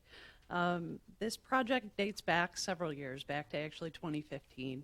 So the Clinton River Trail was originally surfaced and improved and purchased by the city back in 2004. And it is a great asset for the community. It's an old rail trail, and it connects Bagley Street all the way over to up and over Old Telegraph. It's part of the overall Clinton River Trail, which is 16 miles long, and it extends from Rochester Hills, Auburn Hills, Pontiac, and Sylvan Lake. This piece of the trail is about 1.75 miles long, and it is in desperate need of being replaced with new surface material, and it needs to be brought up to current codes and state and federal standards. So we have created a design with the Friends of the Clinton River Trail. We've also applied for grant funding between 8 different funding sources. So it's from private philanthropy. The City of Pontiac also put in some funds from the Neighborhood Empowerment Program. And we've been very fortunate to work with funders that had dedicated trail maintenance funds from the Ralph C. Wilson Jr. Trail Maintenance Fund as well. So I'd be happy to answer any questions, any concerns that you might have, but before you is the interlocal agreement to allocate and appropriate the $120,000 from the county ARP money to this project. Thank you. Anyone wish to be recognized? It has been discussed at the subcommittee level, and it's been discussed through various different stakeholder interactions, and thank you to the community that has been a part of various different town hall forums and feedback opportunities for yet further improvements to the Clinton River Trail in our community. This is speaking to what we announced at a previous city council meeting, is that resurfacing and maintenance work that's being done on the existing portion that you're most familiar with from Bagley to Old Telegraph. Any further discussion from this council? Councilman Nicholson. It's just adjacent to my district, but I just want to say it's looking amazing. I've walked down it a few times already, seeing the crews out there so quickly from when we first started working on this and talking about it. It was quick, it was swift, it didn't interrupt people coming and going from the park. It truly is far more passable, and I can't wait to see future improvements. Thank you. Anyone else wish to have the floor? Councilman James.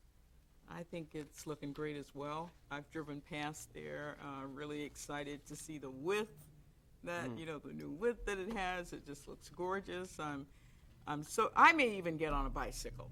And I don't know how long it's been, but I may get on a bicycle and ride that trail. It looks that good.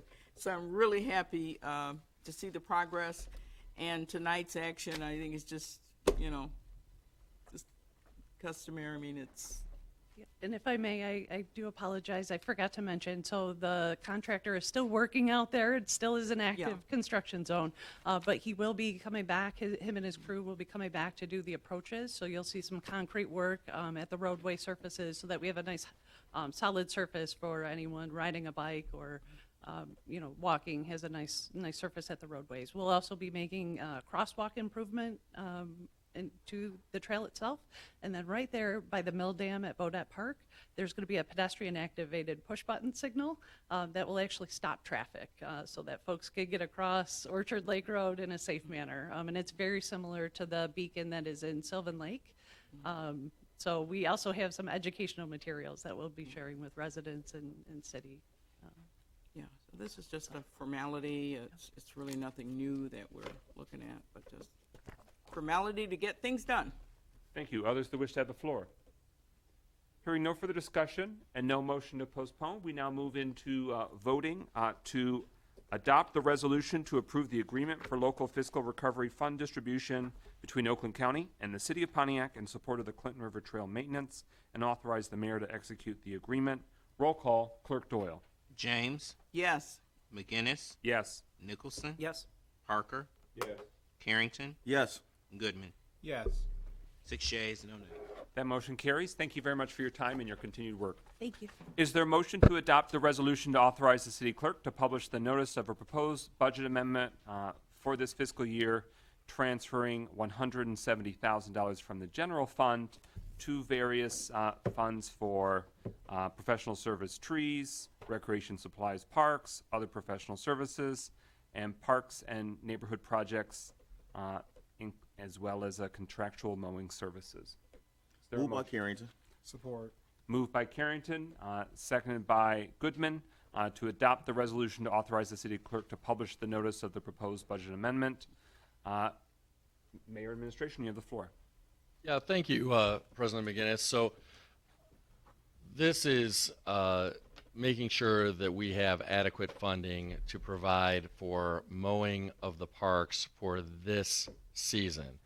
And in view of my budget proposal, I want to explain a little bit that the budget proposal that I've made envisions hiring 7 labor 2 positions into the Department of Public Works so that we can insource, bring back in-house all snow plowing for the coming winter and bring back in-house all grass cutting of our parks for spring of 2023.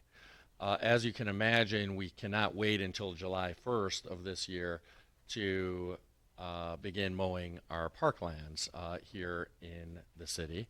And beyond that, it will probably take some time, even once the budget is approved, to go out, post positions for labor 2 positions, hire people for the labor 2 positions. And so we have this existing last year of the contract with RNA for mowing the parks for this spring, summer, and fall. And so we still plan and intend to move forward with that if, in fact, council will appropriate enough money for that. But the transition to bringing in-house our mowing services of parks will not be fully realized until the spring of 2023. I will note that this contract for the season will include more frequent grass cuttings of parks, is what we're proposing, than past year contracts. And that's part of the reason for the increased expense. But some of the reason for why this money is needed to be allocated is that even if the contract were the same as it was in past years, there simply is not enough money in the current fiscal year's budget to even pay for the same level of services that has occurred in the past years. That was communicated, as my understanding, by Director Cooley and others in the DPW department to the previous council, but previous council nonetheless did not appropriate the full contract amount. And so it's those 2 factors in combination which require this budget amount amendment to make sure that we have an adequate amount of funding to pay RNA for this season of grass cutting. Is that accurate, Director Cooley? Do you have anything else to add? No, I think you put it perfectly. All right, this is the authorizing the clerk to post the notice, and then in 2 weeks' time, the council will review this further. But is there any other discussion on the motion before us? Hearing no further discussion, speakers list exhausted. What is before us is the motion to adopt the resolution to authorize the city clerk to publish the notice of proposed budget amendment for fiscal year 2021-22, transferring $170,000 from general fund GL accounts 101-818-818-236, professional services, service trees, $64,000, 101-818-745-012, recreation supplies parks, $66,000, 101-818-808-000, other professional services, $20,000, and 101-818-808-000, parks and neighborhood projects to the following general fund account 101-818-808-000, contractual mowing services. So just I want to be specific so that way my trying to summarize it when I first introducing the adoption didn't want to get clunky. It's taking multiple different GL accounts and transferring it to allow for contractual mowing services. Any clarity needed on the motion before us? All right, we now move into roll call and adoption of the resolution to authorize the city clerk to publish that notice of the proposed budget amendment. Clerk Doyle. McGinnis, Yes. Nicholson, Yes. Parker, Yes. Carrington, Yes. Goodman, Yes. James. Yes. 6 yeas, no nays. That motion carries. Is there a motion to adopt the resolution to approve a budget amendment for fiscal year 2021-22 to transfer $55,000 from general fund balance GL account 101-000-309-000 to the general fund GL account 101-270-818.000 personnel services, other personnel services for the human resources contractual services? So moved. Support. Moved by Parker, seconded by Carrington. That motion is before us. 2 weeks ago, we authorized the posting of this notice for the budget amendment. So now it's here before us since the requirements for considering the budget amendment have been satisfied.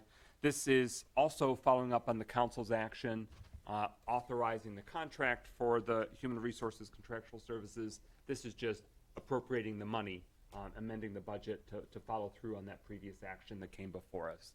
Is there any discussion? Hearing no discussion, speakers list exhausted.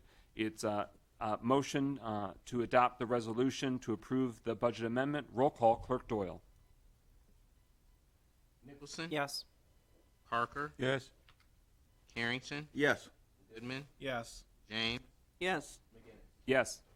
6 yeas, no nays. That motion carries. Is there a motion to adopt the resolution to approve a budget amendment for fiscal year 2021-22 to transfer $136,000 from general fund balance GL account 101-000-309-000 to the general fund GL account 101-201-818.00 accounting, other professional services, forensic audit services? So moved. Support. It's been moved by Goodman, seconded by Nicholson. Again, this is something that the council voted 2 weeks ago to post the notice, and the clerk satisfied that requirement. And this is also following up on a council action many weeks ago that approved the firm of the forensic audit. The forensic audit is underway. This is just us resolving the funding of that contractual services, so that way there's money in the right account to pay that forensic audit that's underway. Any discussion on the motion before us? Hearing no discussion, speakers list exhausted. We move into the roll call vote for adoption of the resolution to approve this budget amendment. Roll call, Clerk Doyle. Parker, Yes. Carrington, Yes. Goodman, Yes. James, Yes. McGinnis, Yes. Nicholson. Yes. 6 yeas, no nays. That motion carries. Is there a motion to adopt the resolution to approve the appointment of Angela Benitez as the Human Resources Director once the position is established? So moved. Is there a second? Support. It's been moved by Nicholson, seconded by Goodman, so that motion is now before us. Mayor Administration, you have the floor for context. Thank you, President McGinnis. As you're aware, the position of Human Resources Manager has been vacant recently, and we are proposing to establish a new position of Human Resources Director with the new fiscal year. This is our proposal to hire a person, Angela Benitez, into the existing position of Human Resources Manager, and to simultaneously seek Council's approval to elevate her to the position of Human Resources Director if and when Council approves the creation of that position. I'll turn it over to Deputy Mayor Stevens for his input about the selection process. Thank you, Mayor. We do actually have Ms. Benitez here tonight, and so I will get her and bring her up. She's coming up to the podium now, in case you may have any questions. But I will say that we engaged the services of our search firm, and we are so happy with the candidate that they found. Not only does Ms. Benitez have an extensive background in human resources management, her background is impressive and varied for the organizations that she has worked with, the positions she has held, and I am happy to say that Ms. Benitez is actually bilingual. She speaks both English and Spanish, and will be a great asset to the city of Pontiac. And as the mayor said, currently there is not a position of human resource director. So we could just hire Ms. Benitez as the manager, but knowing that Ms. Benitez is our pick for the director once that position is created officially, we wanted to have you make that approval now so that we could just have a seamless transition.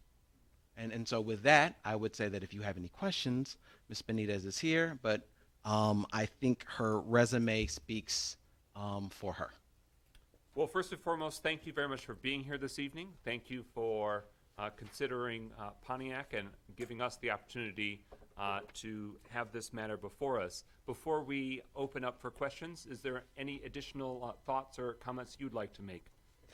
If I have time, I can go over this list I've already compiled of things I think that we need to start doing as soon as I would step into the position to kind of get the ball rolling and to get us where we need to be. And in my mind, that is being a leader in HR in terms of government, that we would be the leader and show other cities how it's supposed to be done. And we would create that blueprint for them. Thank you. Members of council, those with questions and comments, Pro Tem Carrington? Well, thank you for joining us tonight. You're welcome. I did have a chance to look over your resumes. It is very impressive. Thank you. Just want to ask you one key question. What is your management style? Okay, so I'm not a micromanager. I believe that we're all adults. You treat people like adults, and they, behave like adults. I love to teach people. I love to mentor. And as you may have seen on my resume, I won the Mentor of the Year award from the University of Michigan.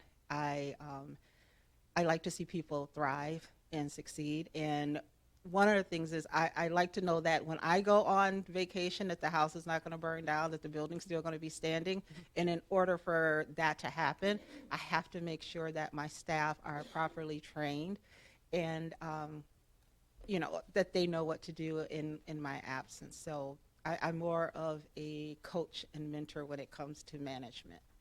Thank you. More questions, President? Councilman Nicholson? Hi, good evening. Good evening. Thank you again for your interest. I know we run in some of the same circles. I'm sure we know a lot of the same people. Your resume is fantastic. Thank you. And going through, I would just love for you, for the benefit of the people who are watching and understanding what we keep talking about is how fantastic it is, to give them just an overview, some of the places, positions you've been in before, and then your education and some of the things you're seeking. Okay, yes, definitely. So I have a master's degree in human resources. I actually really started getting deep into HR in California. I went to Cal State Hayward there, got a certificate in HR. And in the HR field, we say if you can do human resources in California, you can do human resources anywhere. And so throughout my career, and I've been doing HR for about 25 years, and I started out actually in government in the city, for the city of Detroit. I did a couple of internships there in their legal department, human resources department. And from there, I kind of took a nonprofit path, and I have worked for some household name nonprofits such as Girl Scouts of Southeastern Michigan. But then I also had the opportunity to oversee HR in different states. So California, New Mexico, Alabama. And it was really nice traveling there. Unfortunately, the locations, I don't know who picked those, but you had to take 2 planes, rent a car to get there. And New Mexico is very close to the border of Mexico. So, if you missed that turn, you'd be in a whole different country.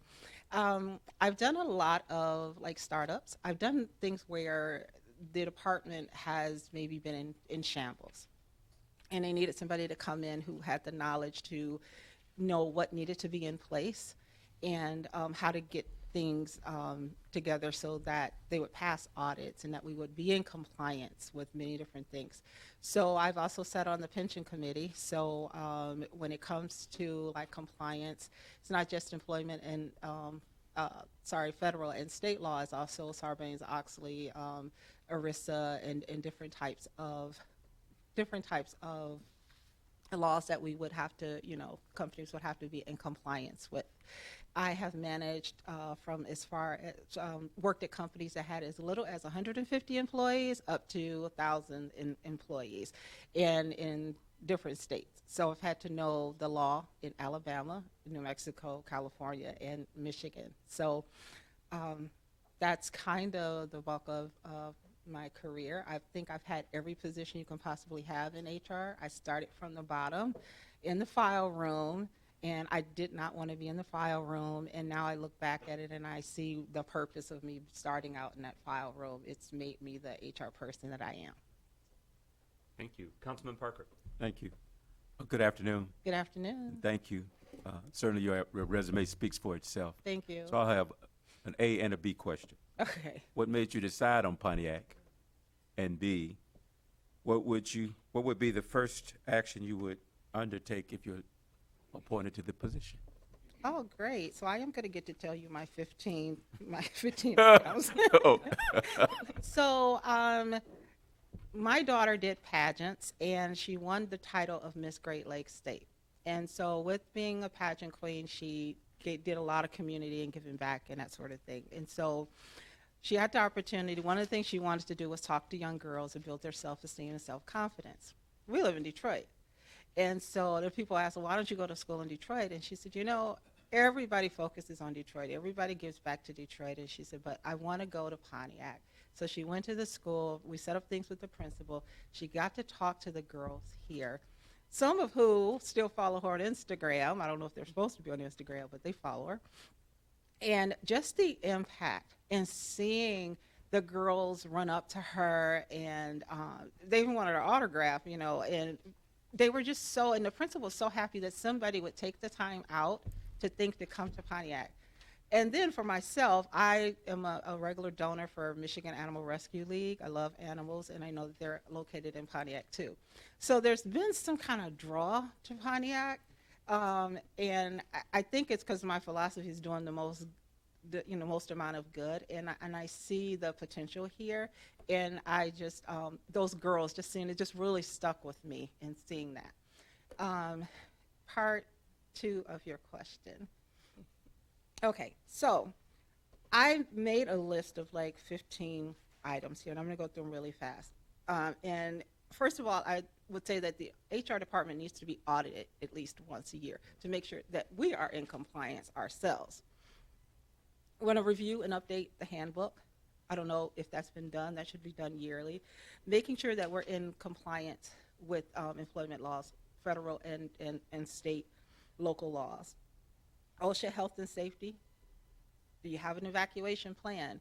If you do staff know where it's at? In the case of an active shooter, would we all know how to get out of this building, or would we just run around, screaming? And I'll tell you, when I worked at the American Red Cross and that blackout happened, we had no idea how to maneuver through that, because no one had, we were giving classes to the community, and our staff didn't even know we didn't know where to even find a flashlight. So sometimes those types of things, they got kind of get put on the back burner. Employee training and development is very important. Employee relations, any threats that we may have, EEOC claims, any wrongful terminations. Putting a good mediation program in place so that we know how to best practices for mediating these types of things. So sometimes they don't have to rise to the level that they have gotten to, but it's because it wasn't handled properly. So a person felt like their only recourse was to go to the courts and to file a claim. So we want to make sure that we stop that. Employee personnel files. Are we confident that if the Department of Labor came in today that we could give them the employee file and say we know that it's immaculate and they're not going to find anything? Reviewing our policies and procedures. Very often you find policies and procedures have just been carried over from year to year to year and nobody's really looked at them. And so we want to look at that. Reward and recognition. That should be an actual program. Staff should know how reward and recognition happens, what they need to do to get a reward. When staff, and that should be transparent, when staff don't know how that happens and they see that Johnny keeps getting all the rewards, then of course that's going to, it's negative, have a negative effect in terms of employee engagement, which is my next thing is employee engagement. We want people to be engaged in not just their jobs, but also in the city and in the community around them. We want people to feel like they have a voice and that they're just not always talked at, but they're talked to, and that we want them to be a part of these committees that I'm thinking of having, like Reward and Recognition Committee. I'm not going to run that. I'm going to have the employees help to run that. They know what they want. I could say, yeah, send me to Disney, and that's good reward for me, but they may not work for somebody else.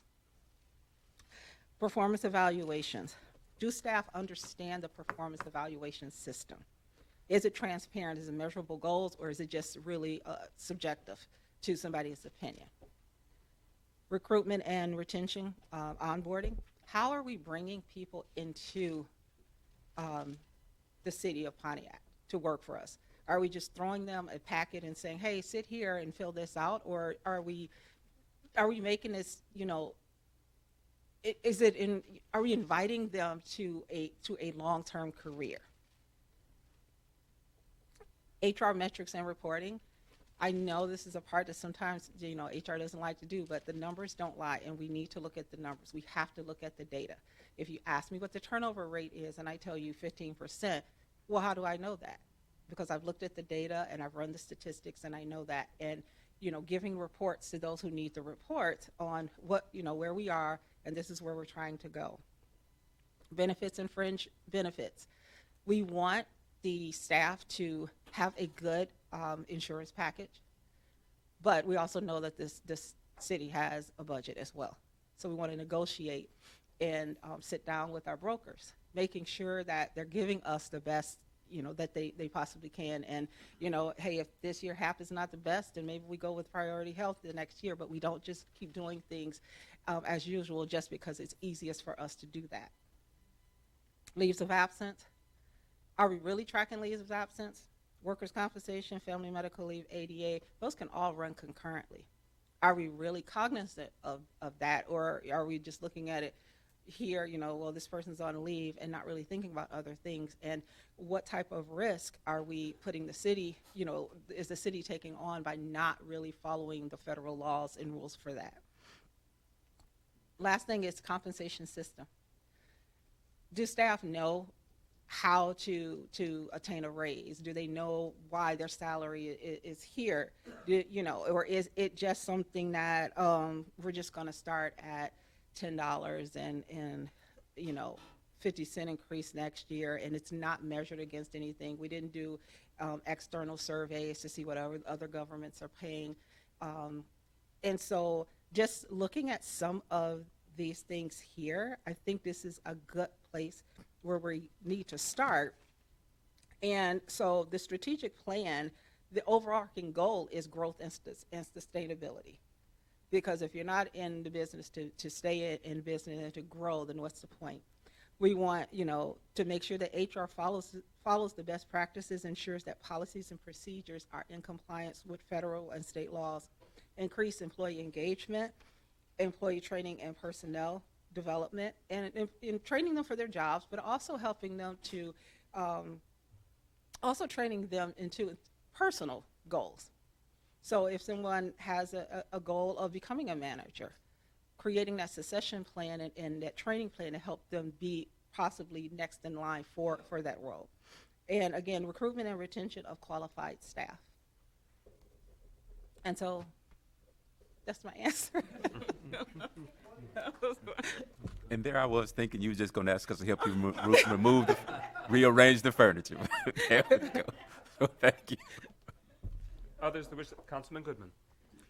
I'll keep it short. I'm extremely impressed. Thank you. You are experienced, you are educated, and basically the last answer you gave, you're really no nonsense. But one of the things that I really appreciate about what I've been able to pick up from you speaking is that despite all of the fact-based, number-oriented things that are really important to this job, you don't lose the most important part of human resources, which is the human part of resources. Right. You don't lose the forest for the trees. There is still so much of you that's speaking about the processes and the numbers and everything that's important in doing this job, but you see the holistic nature of what it is to care about and work with people. Right. And again, so far, you're doing a great job, and the information that you gave it was extremely helpful based in just that question alone. So thank you for coming with that prepared as well. You're welcome. I believe people are important, and I know one place I worked, the person who was cleaning the bathroom said, you're the only person who speaks to me. And I said, I said, I'm no different, I'm no better than you. It's just that we have different assignments. That's it. Others that wish to have the floor. Councilwoman James. I just want to say that I'm thankful for whoever search company found you, and we are really fortunate to be able to have someone of your stature in this role if we approve it. So Thank you. Thank you very much. Thank you. Thank you. Can you offer the correct pronunciation of your name? Yeah, Angela Benitez. Very good. So that way I don't ruin it in the future. Okay. Any further discussion? Thank you very much for being here this evening. Thank you to the administration for bringing this. We have a motion before us, adoption of the resolution to approve the appointment of Angela Benitez as the Human Resources Director once the position is established. A final question I have, what is the anticipated time frame for the candidate assuming the manager role? Deputy Mayor. So Ms. Benitez has been offered the position, and she would give, her requisite Notice? Thank you. Notice to her employer, and would be starting soon, relatively speaking. Understood. Any further discussion?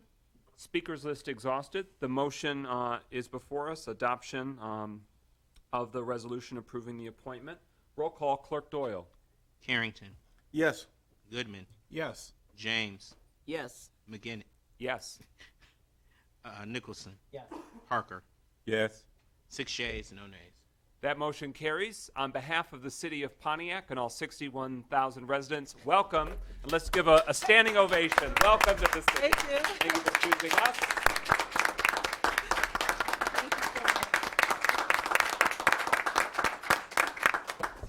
We hope you have a long and fruitful career with our municipality. That is my plan, and I'm sorry I ate all of your guys' things. Thank you. The next item is a communication on grants memorandum announcing a $100,000 grant award from the Oakland County Parks and Recreation Commission in support of Manny McKinney Hatchet Park redevelopment project. City Council previously took action to authorize and approve the submission of that. The mayor, staff, and the council have previously discussed this favorable outcome, but I anticipate this is just so that we can have the formal communication from the county. Is any further action needed in the near future to proceed? I do not believe so, no, President McGinnis. So I think this is going to be at least the last required action for the foreseeable future, I'll say. Understood. That concludes that communication item. We are now at public comment. Pro Tem Carrington, you have the floor. Thank you, President McGinnis. Ms. Renee Beckley.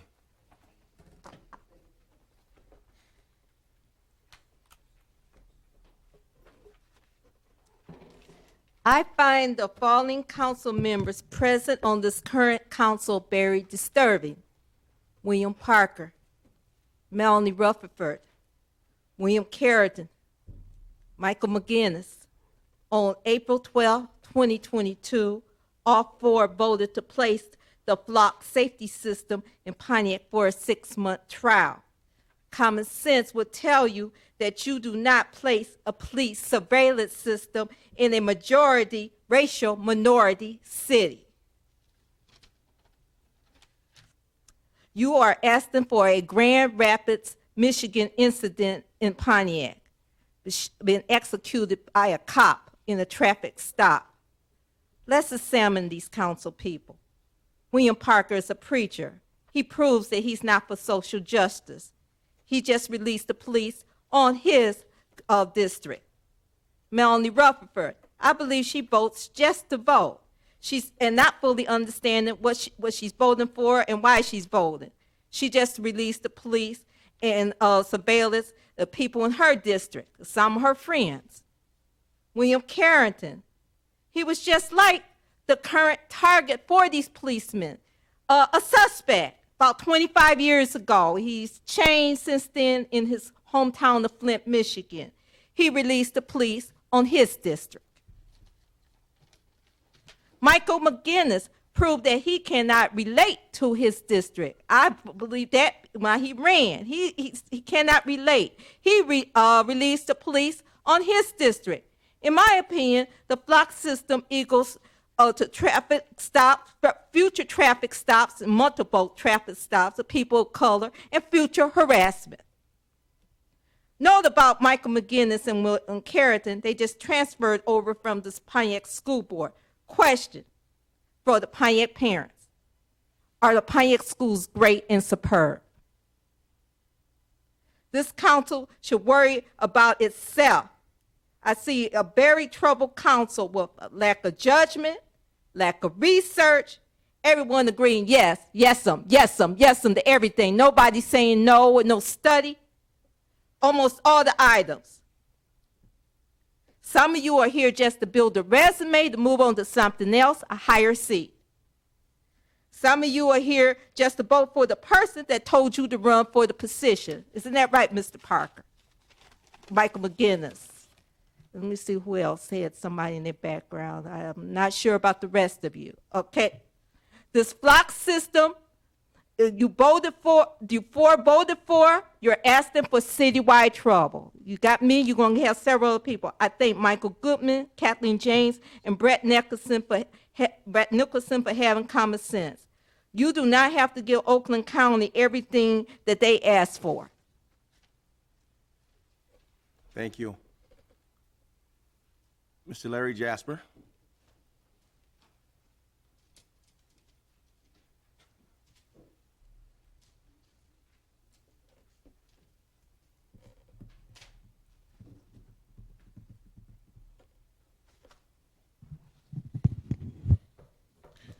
Good to see you guys again. I just want to say that everything I've seen happening here with the council, with the mayor and administration has been very impressive.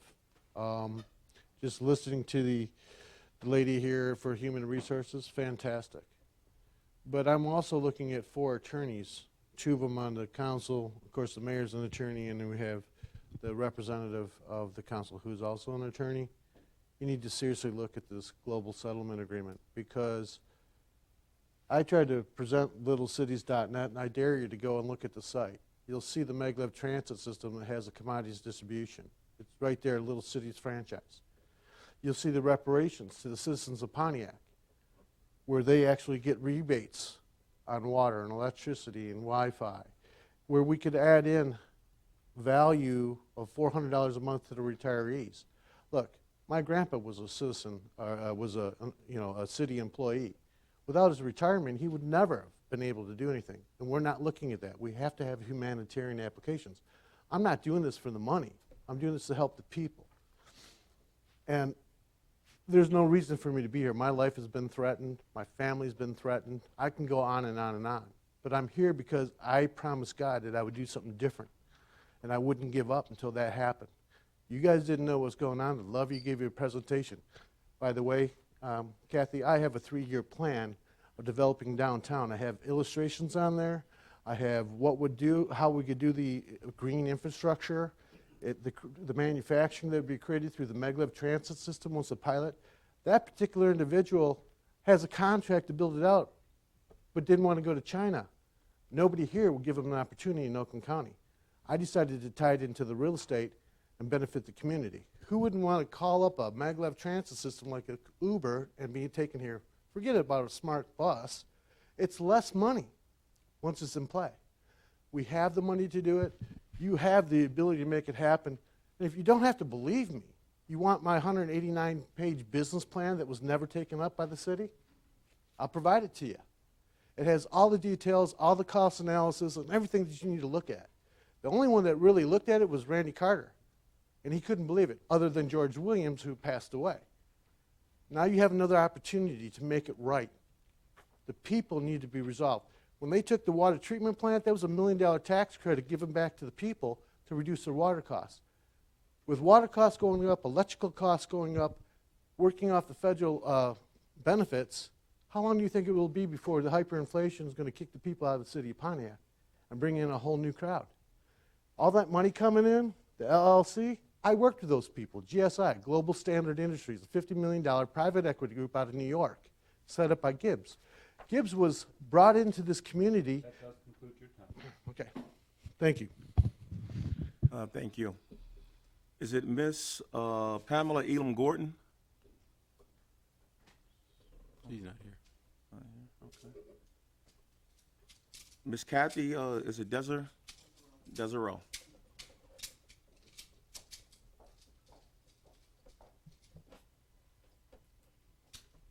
I'm bringing this up because several people in my community have asked me about this since the election. A number of people in the rental area, in District 5 at least, vote absentee. I personally get my ballot, fill it out, bring it into the City Hall, day or two later, it's off my plate, I know who I'm voting for, I'm ready to roll. When I voted, we had 3 write-in candidates to choose from, plus the 6 that were on the on the ballot itself. I have been told by multiple people that by the time they went to the election polls Tuesday, there were more than 3 write-in candidates. Where did they come from? How did that happen? And if that's true, then we have a problem. I'm bringing it up because it was brought to me. All right, thank you. Ms. Gloria Miller. Ms. Desiree, just to let you know, it's about 7 write-ins. It was a lot of write-ins. That's something I think I'm gonna address tonight too. First, I want to start with the city clerk. I did call your office about 2 weeks ago in regards to the absolute property for Mr. Coleman Yoakum. Now, on your website, you have it for 6 years. I disputed one of my residents because I'm looking at what you got on the website, and I noticed that it hasn't still been changed. Now, I know that the mayor asked for 12 years for Coleman Yoakum, but on that website, which is legal document, it is 6 years. And I just want you to address that maybe when you get a chance to speak, because I don't know what's going on. And I had to be corrected, and I don't like that for my own constituent because I'm going by what you wrote on there for 6 years. So now I see nothing. I don't see any years. I see it's stricken out, amended, but nothing written there. How many years did Mr. Yoakum get that property obsolete? My second one is Mr. Frank Antone. He's from the IT department. If he's listening or listen to this tape, you owe me an apology in the 10th Council, specifically me. I ran community development subcommittee when I was on council, and you lied. I guess you didn't expect for me to be in the audience. I keep telling people I'm not going anywhere. I didn't do that job because I was getting paid, because I told you it didn't mean anything to me. The money, it didn't. So people are going to see that. I'm going to be here all 4, 5, 6 years till I'm gone. So I'm not going anywhere. With that being said, he stated that we did not do this because of the last 3 months. I keep telling people I've been here all my life. I know everybody. And somehow or another, everything gets back to everybody. And all I did was did some investigating, because when he made that comment last week, I called some people. That was never brought forward for the council. So you didn't have to lie, Mr. Antone, to get this stuff passed. It was never brought. Anything that the judge wanted, Judge Cynthia Walker, I gave it to her. I did my job. And when you call me out as a lie, I'm coming back. I didn't like that. And he needs to come back and apologize, because he's incorrect. And besides, look at the records. Nothing was brought forth for the judge, because when it was, she got it.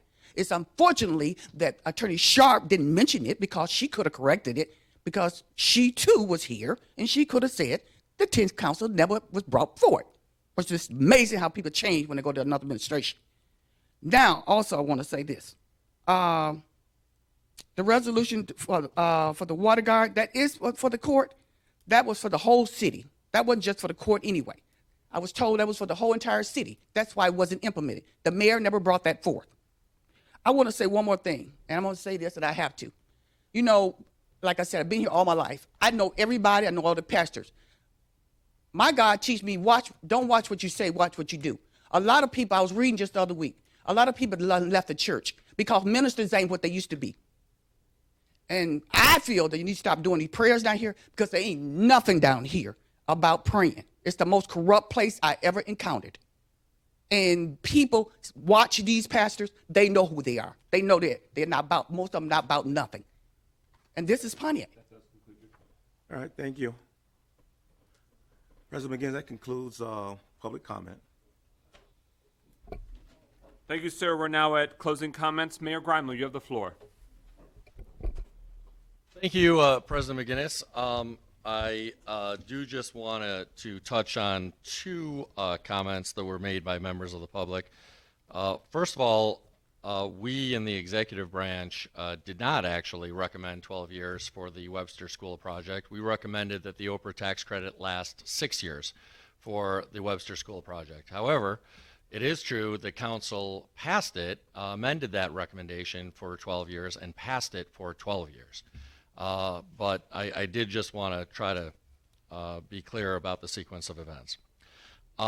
Secondly, a member of the public said something about $800,000 in increased taxes.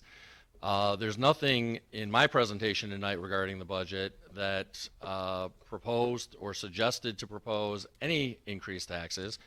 And in fact, there's nothing in my budget proposal that proposes the increased taxes. So I don't know where that came from. The other item that the same member of the public referred to was a large fund balance that is entirely gone.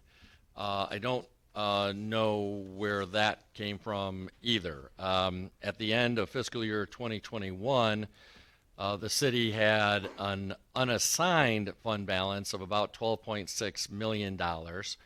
The total general fund balance was in the low $20 million at the end of fiscal year 2021, but several million of that was specifically allocated and remains allocated to a youth recreation center, and of the remaining roughly $18 million, only $12.6 million of that was unassigned.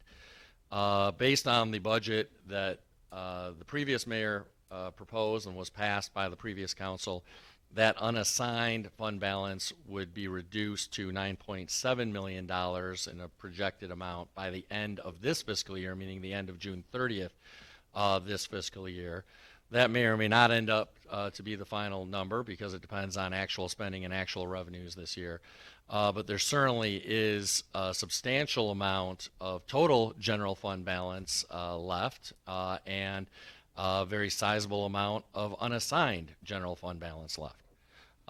And I think I spoke more than long enough earlier during my budget presentation based on council having to suspend the time limit. So I don't have anything further to share.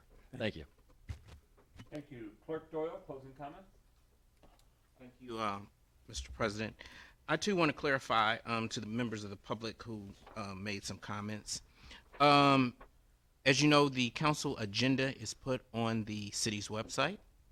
And the agenda, the mayor kind of alluded to this, in the agenda packet, it was a request for 6 years. The council, at the council meeting, which the council is with its authority to do, they amended the resolution and changed it to 12 years. That does not mean that the agenda on the city's website changes, but it means in the approved minutes, which also is the one thing that my office does, is to ensure that approved minutes, which are the actions that are taken by this council, are made to the public. If you review the approved minutes for that date, it will show that the was for 12 years. So it does show that. So that's clarification in essence number one. Clarification number two is, as it relates to the write-in candidates, as it relates to the Charter Commission, state law allows us to begin to mail absentee ballots. First should explain the absentee balloting process. If you're on our permanent list, we will mail you an application, and then you have to fill out the application. We will mail you a ballot. We cannot automatically mail you a ballot because we do get concerns. I thought I'm on the permanent list. You should mail me a ballot. The reason for that is residents move. Unfortunately, residents pass away as well, too. So you have to fill out an application, then we will mail you a ballot.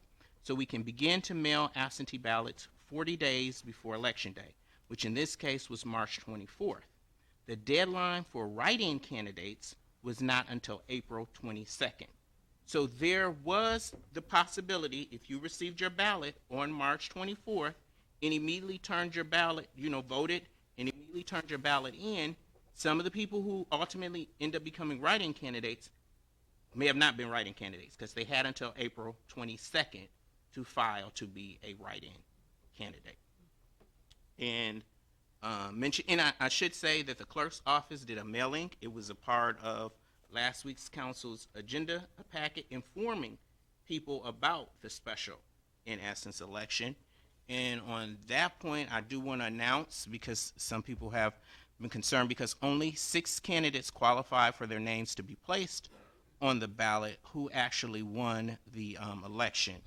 So in no particular order, the candidates that you could vote for up to 9 candidates. You could have voted for 9 write-in candidates. You did not have to vote for the candidates whose names were on the ballot, because you could vote up to 9 candidates. So the people who were elected were Norbert Burrows, Brian Killian, Tamika Ramsey, Scott Stewart, Kermit Williams, Jose Yarbrough III, Gil Garrett, Lucy Payne, and Bruce Turpin. Those are your 9 charter commissioners. Thank you, Mr. President. Thank you, sir. Now we're at council closing comments. Councilman Brett Nicholson, District 2. To clarify our clarification, the council's amendment for the 12 years was upon the approval of the development agreement. So we have not approved 12 years. That is still coming down the line. So just make sure everybody understands that there was a caveat. We want to review that development agreement, make sure it's something that we're all comfortable and happy with before that 12 years is granted in that OPRA. I have our Finance Committee meeting next week. It's Thursday, May 12th at 2 p.m. The Finance and Personnel Committee. It happens right here in the Legislative Conference Room. Thank you to Ms. Desereau for joining us in our last meeting. May 23rd, that's the 4th Monday, as always, is our District 2 Advisory Meeting at Goldner Walsh. That happens at 7 p.m. We'll be hearing from the Friends of Clinton, Clinton River Trail on updates on what's happened there and what we have to come.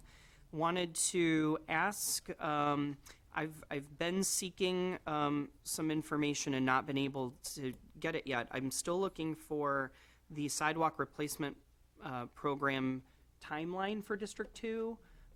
We've got a lot of people at this point, it's springtime, are replacing and doing work on our driveways. If the sidewalk's going to be compromised, of course, we want to be able to work with the contractor in the timeline. Also still looking for further clarification on the Water Resource Commission project of replacing those high-pressure lines and clean water lines from Waldo to Lincoln. The sidewalks are, especially, please drive up Murphy. I'm really begging, please just drive up Murphy. You'll see everything I'm talking about. The porta potties, the sidewalks ripped out, people's driveways compromised, the intersections compromised. It's going to be a lot of repair work that's going to be going on there, and we haven't seen any of those requests, but I certainly hope it's not just fill-in patching and that they do a quality job, because these are people's personal driveways and all of those sidewalks. But if you drive just right up Murphy, you'll see probably the worst of the worst. We still have to, I know all these things are important. We want to get these projects done. People deserve clean water and safe high-pressure lines, but they still have to live there. And in this timeline of the project, I know is going till September. So really looking for those two answers so I can get those answers back out to my residents. Appreciate it. Thank you. Thank you. District 3's councilperson, Councilman Goodman. Good evening, everyone. First of all, I want to say thank you to the residents of Pontiac for voting for Charter Commission. I know that the city has not the best track record when it comes to turnout, so for those who did go out to vote for Charter Commission, despite it not being the most important election, I really thank all the citizens for doing that, especially for the fact of we need to do better about that going forward, increasing the amount of people who actually go vote. I was voter number 1 for all of Walt Whitman at 10:30 a.m. To me, being the first voter 3.5 hours into the polling day is not the greatest thing in the world. So I really look forward to doing my part along with my colleagues to improve that. Thank you congratulations to District 3 resident Jose Ibarra for winning Charter Commission, having someone who lives right across from me and having someone from my district. I'm very excited about that. And the thing I want to spend, I guess, the bulk of my time on, if anyone has been watching the news in the past week, we have seen what has happened, or the draft that was released from the Supreme Court in regards to reproductive justice. And it is a very important discussion that we should be having, especially as it relates to not only a community like Pontiac, not only based in demographics, but also wealth and income. What's happening at the Supreme Court has many different ramifications when it comes down to not only reproductive justice and the right to choose, but also down the line the rights to privacy and the ability for a married woman to be able to make decisions in the privacy of her own relationship with her husband or otherwise. When we look at what happens on the national level, they are not separate from what happens here in the city. Every policy decision that is made on levels higher than this affect the people who live right here at home. And making sure that people have access to what is medical care is one of the most important things. And I think that we as a community and as individuals should be doing everything we can to help and protect the right for for essentially what is half of the population. And I think that going forward, we need to do a much better effort as a collective society at making sure that we do not forget those who we seem to take for granted in our society, especially when things like this begin to happen. But with that, good evening. Thank you. Representing District 4, Councilwoman Kathleen James. Yes, I've got 4 things. First of all, the Parks, Recreation, and Public Works Subcommittee meeting will be held on Monday, May the 23rd, because the last Monday of the month is Memorial Day, so we had to move our meeting up by 1 week, so we will be meeting on Monday, May the 23rd. Secondly, our District Council Community Meeting will be on May the 26th. It will be a Zoom meeting. We continue to have Zoom meetings at the present time. So if you would like to participate, please send me an email. I'd be happy to forward you the Zoom link information. I would like to congratulate Tamika Ramsey, one of our District 4 residents, for winning and becoming a part of the new Charter Commission. And my last comment is that I just want to say to Pastor Matlock and to his lovely wife, we love you, and we so deeply appreciate the work that you have done, your prayers for this city and your commitment to this city. So I want to just, again, congratulate you on the honor. And I know that this is not the honor that you value, but we do deeply appreciate the commitment and the prayers that you have made. Thank you. That's it. Thank you. Representing District 5, Councilman William Parker, Jr. Thank you, Brother President. First, again, I want to thank everyone who participated in our National Day of Prayer.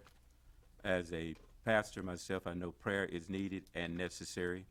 I would ask that you would also remember Brother Craig Lyles, who's been missing for over a year, as we did not mention him earlier, but he's been missing for a while, that his family would finally find peace and closure. I want to thank the administration for the work they've done on Giddings Road and the other cities throughout the district. It's an improvement, and I know we're planning on making it better, but I certainly thank you for the improvement that has been made. I want to congratulate District 5 member Lucy Payne for being selected for the Charter Commission. I want to remind everybody of our District 5 CDC meeting, May 12th, 6 p.m. We'll be meeting in the Shrine Room. We did schedule it in the Lions Den, but I think we've outgrown the Lions Den, so we're going to move down to the next room bigger. Hopefully we'll go someplace else after that, but because there's a need for some technical equipment, we're going to be meeting in the Shrine Room at City Hall, 6 p.m., May 12th. And now to address some other stuff. Someone had suggested that I had released criminals on my district. I hope I didn't release criminals on my district, but I do hope that what we did was voted so that people in all the Pontiac community would feel safer about moving about in their community. When you look at all the violence that has taken place, obviously Pontiac has decided it will not police itself. And so we're trying to give them a mechanism of which they can get some assistance in making sure that they can feel safe moving about this city. And lastly, I know I've been sitting in this chair since January 4th. And I will tell you right now, I am unapologetically a pastor. I am unapologetically a Christian. I am unapologetically concerned about the number of times that pastors are denigrated at this meeting. All of them are not the same. All of them don't think the same. All of them don't act the same. All of them don't lead the same. Just like all councilmen did not act the same, lead the same, or do anything the same. I would respect that you would be mindful of that as you move forward in your comments. Each pastor is not like whoever you was under. Amen. And finally, I would just like to say to all of those who came out again, thank you again. As you can see, this city needs prayer. Have a good evening. Representing District 6. Representing District 6, Councilman William A. Carrington, President Pro Tem. Good evening, everyone. It's definitely a good day. I'm just honored to be here and sit in this seat. 25 years ago, yes, I would have been one of those young men getting pulled over for doing something wrong and stupid in my community. I would have been one of those men actually polluting my community 25 years ago. So today I stand before this community as a changed man, as someone that's transformed myself from the industrial prison complex to working at 3 universities in Michigan. So next time when someone is going to come at me, I say, come on, because I can hold my own with my educational background, with my professional acronym, and what I do in this community every day since I moved to this community. So I'm not proud of what happened 25 years ago, but today, the young men in this city and other cities need to be talking to me because I made that transformation. And I made it more than once. I lost everything a couple of times, but I rebuilt it because of women praying for me, of strong mentorships that took me under their arms and said, you ain't got to live your life that way. Also for friends that also was doing the wrong things and said, look, we can change and we can do it better. I got a list of 20 strong black men that have changed their lives since I talked to them walking around the back 40 in Jackson Prison. I talk to them, I walk with them, and they're doing positive things in their communities. So you want to talk? Let's talk. If you want to meet them, I got their telephone number. So we can talk. Because for one, judge me for what I do. Because everybody in here has a past, a terrible past. But because it hasn't been exposed, don't mean you haven't done anything in your life. So let's get back to some positive things. I want to announce We Care Neighborhood Association monthly meeting, which is Friday, which is tomorrow, May the 5th, 2022, at Shiloh Baptist Church at 474 University Drive, Pontiac, Michigan. I used to be the president of this association. This will be led by Miss Angela Golden as she takes over this particular association. Also want to announce the Parent Mental Health Community Forum, May the 16th, 5 to 8 p.m. at the Bowen Center at 52 Bagley Street, Pontiac, Michigan. Mental health is definitely an issue here in our city. Congrats to the new Pontiac Arts Commission. I look forward to a great summer in supporting their projects for residents of the city of Pontiac. We're going to have a great summer this year. Congrats to ex-councilwoman Patrice Waterman for being elected to the GERS board. She previously served in his capacity as council trustee on this board. I'm very happy that the GERS board actually elected her to serve on that board. Amen. Congrats to those winning the charter commission seats. Amen. 6 people got on the ballot. Everybody else was a toss-up. That's just the reality of elections. Those that get on the ballot usually are going to win those elections, right? So it's not a surprising when I see the numbers come in of those that actually made the commission. Would like to celebrate those that plan on celebrating Cinco de Mayo, which is a religious celebration held on May the 5th, which commemorates the anniversary of Mexico's victory over the Second French Empire at the Battle of Puebla in 1862, led by General Ignacio Zaragoza. So those that go out and celebrate Cinco de Mayo, please be safe this weekend. And saying that, President McGinnis, good night. Good evening. Since it's been done a few times, I just want to give a shout out to District 7 resident and Council President Emeritus Kermit Williams, who was elected to the City of Pontiac Charter Commission, and Mr. Norbert Burrows. I believe he lives in District 7 as well, so shout out and congratulations to him as well, but to all 9 who were elected. But thank you to everyone who ran. I mean, it is a great commitment to step up and say that you're willing to serve, and that there are many other opportunities, even if this isn't the particular commission at this particular time. We welcome the opportunities for all residents to be engaged to help shape and improve our community. My one announcement tonight, just for the sake of the clock, is that the next meeting for the East Side and District 7, our East Side community meeting, is Monday, May 9th. So this coming Monday, May 9th, 7 p.m. at Prospect Missionary Baptist Church, near the corner of Prospect and Sanford, located in District 7. All are welcome, all are encouraged, and each month we grow in attendance. So if you want to be in where the action is and discussing city items and how we can improve our neighborhoods, we welcome and encourage you to come Monday, May 9th, 7 p.m. at Prospect Missionary Baptist Church. With that, is there a motion to, and thank you for all that you do, Legislative Council Monique Sharp. She won't be with us next week because it's her birthday. So we wish you an early happy birthday to you, and thank you for the counsel that you give to the City Council. You are often helping provide historical reference and sound counsel and giving us that context of what has happened over the years, so that way we can build off that success, build off of those decisions, and help the community move forward. So with that, is there a motion to, Mayor Greimel? Thank you, President McGinnis. I hope I'm not violating proper protocol, but I believe a city council person asked about Ms. Benitez's start date as the HR manager. And she is available to start as soon as Monday. So she will be starting as soon as we process the paperwork, which we anticipate will be Monday, but in any event, someday early next week. Great news. With that, motion to adjourn. Support. It's been moved by Nicholson, seconded by Goodman. Hearing no discussion, we now move into a roll call voting on adoption of adjournment. Goodman, Yes. James, Yes? McGinnis, Yes. Nicholson, Yes. Parker, Yes. Harrington. Yes. 6 yeas, no nays. We stand adjourned at 8:34 p.m. If I didn't vote, I'm a yes.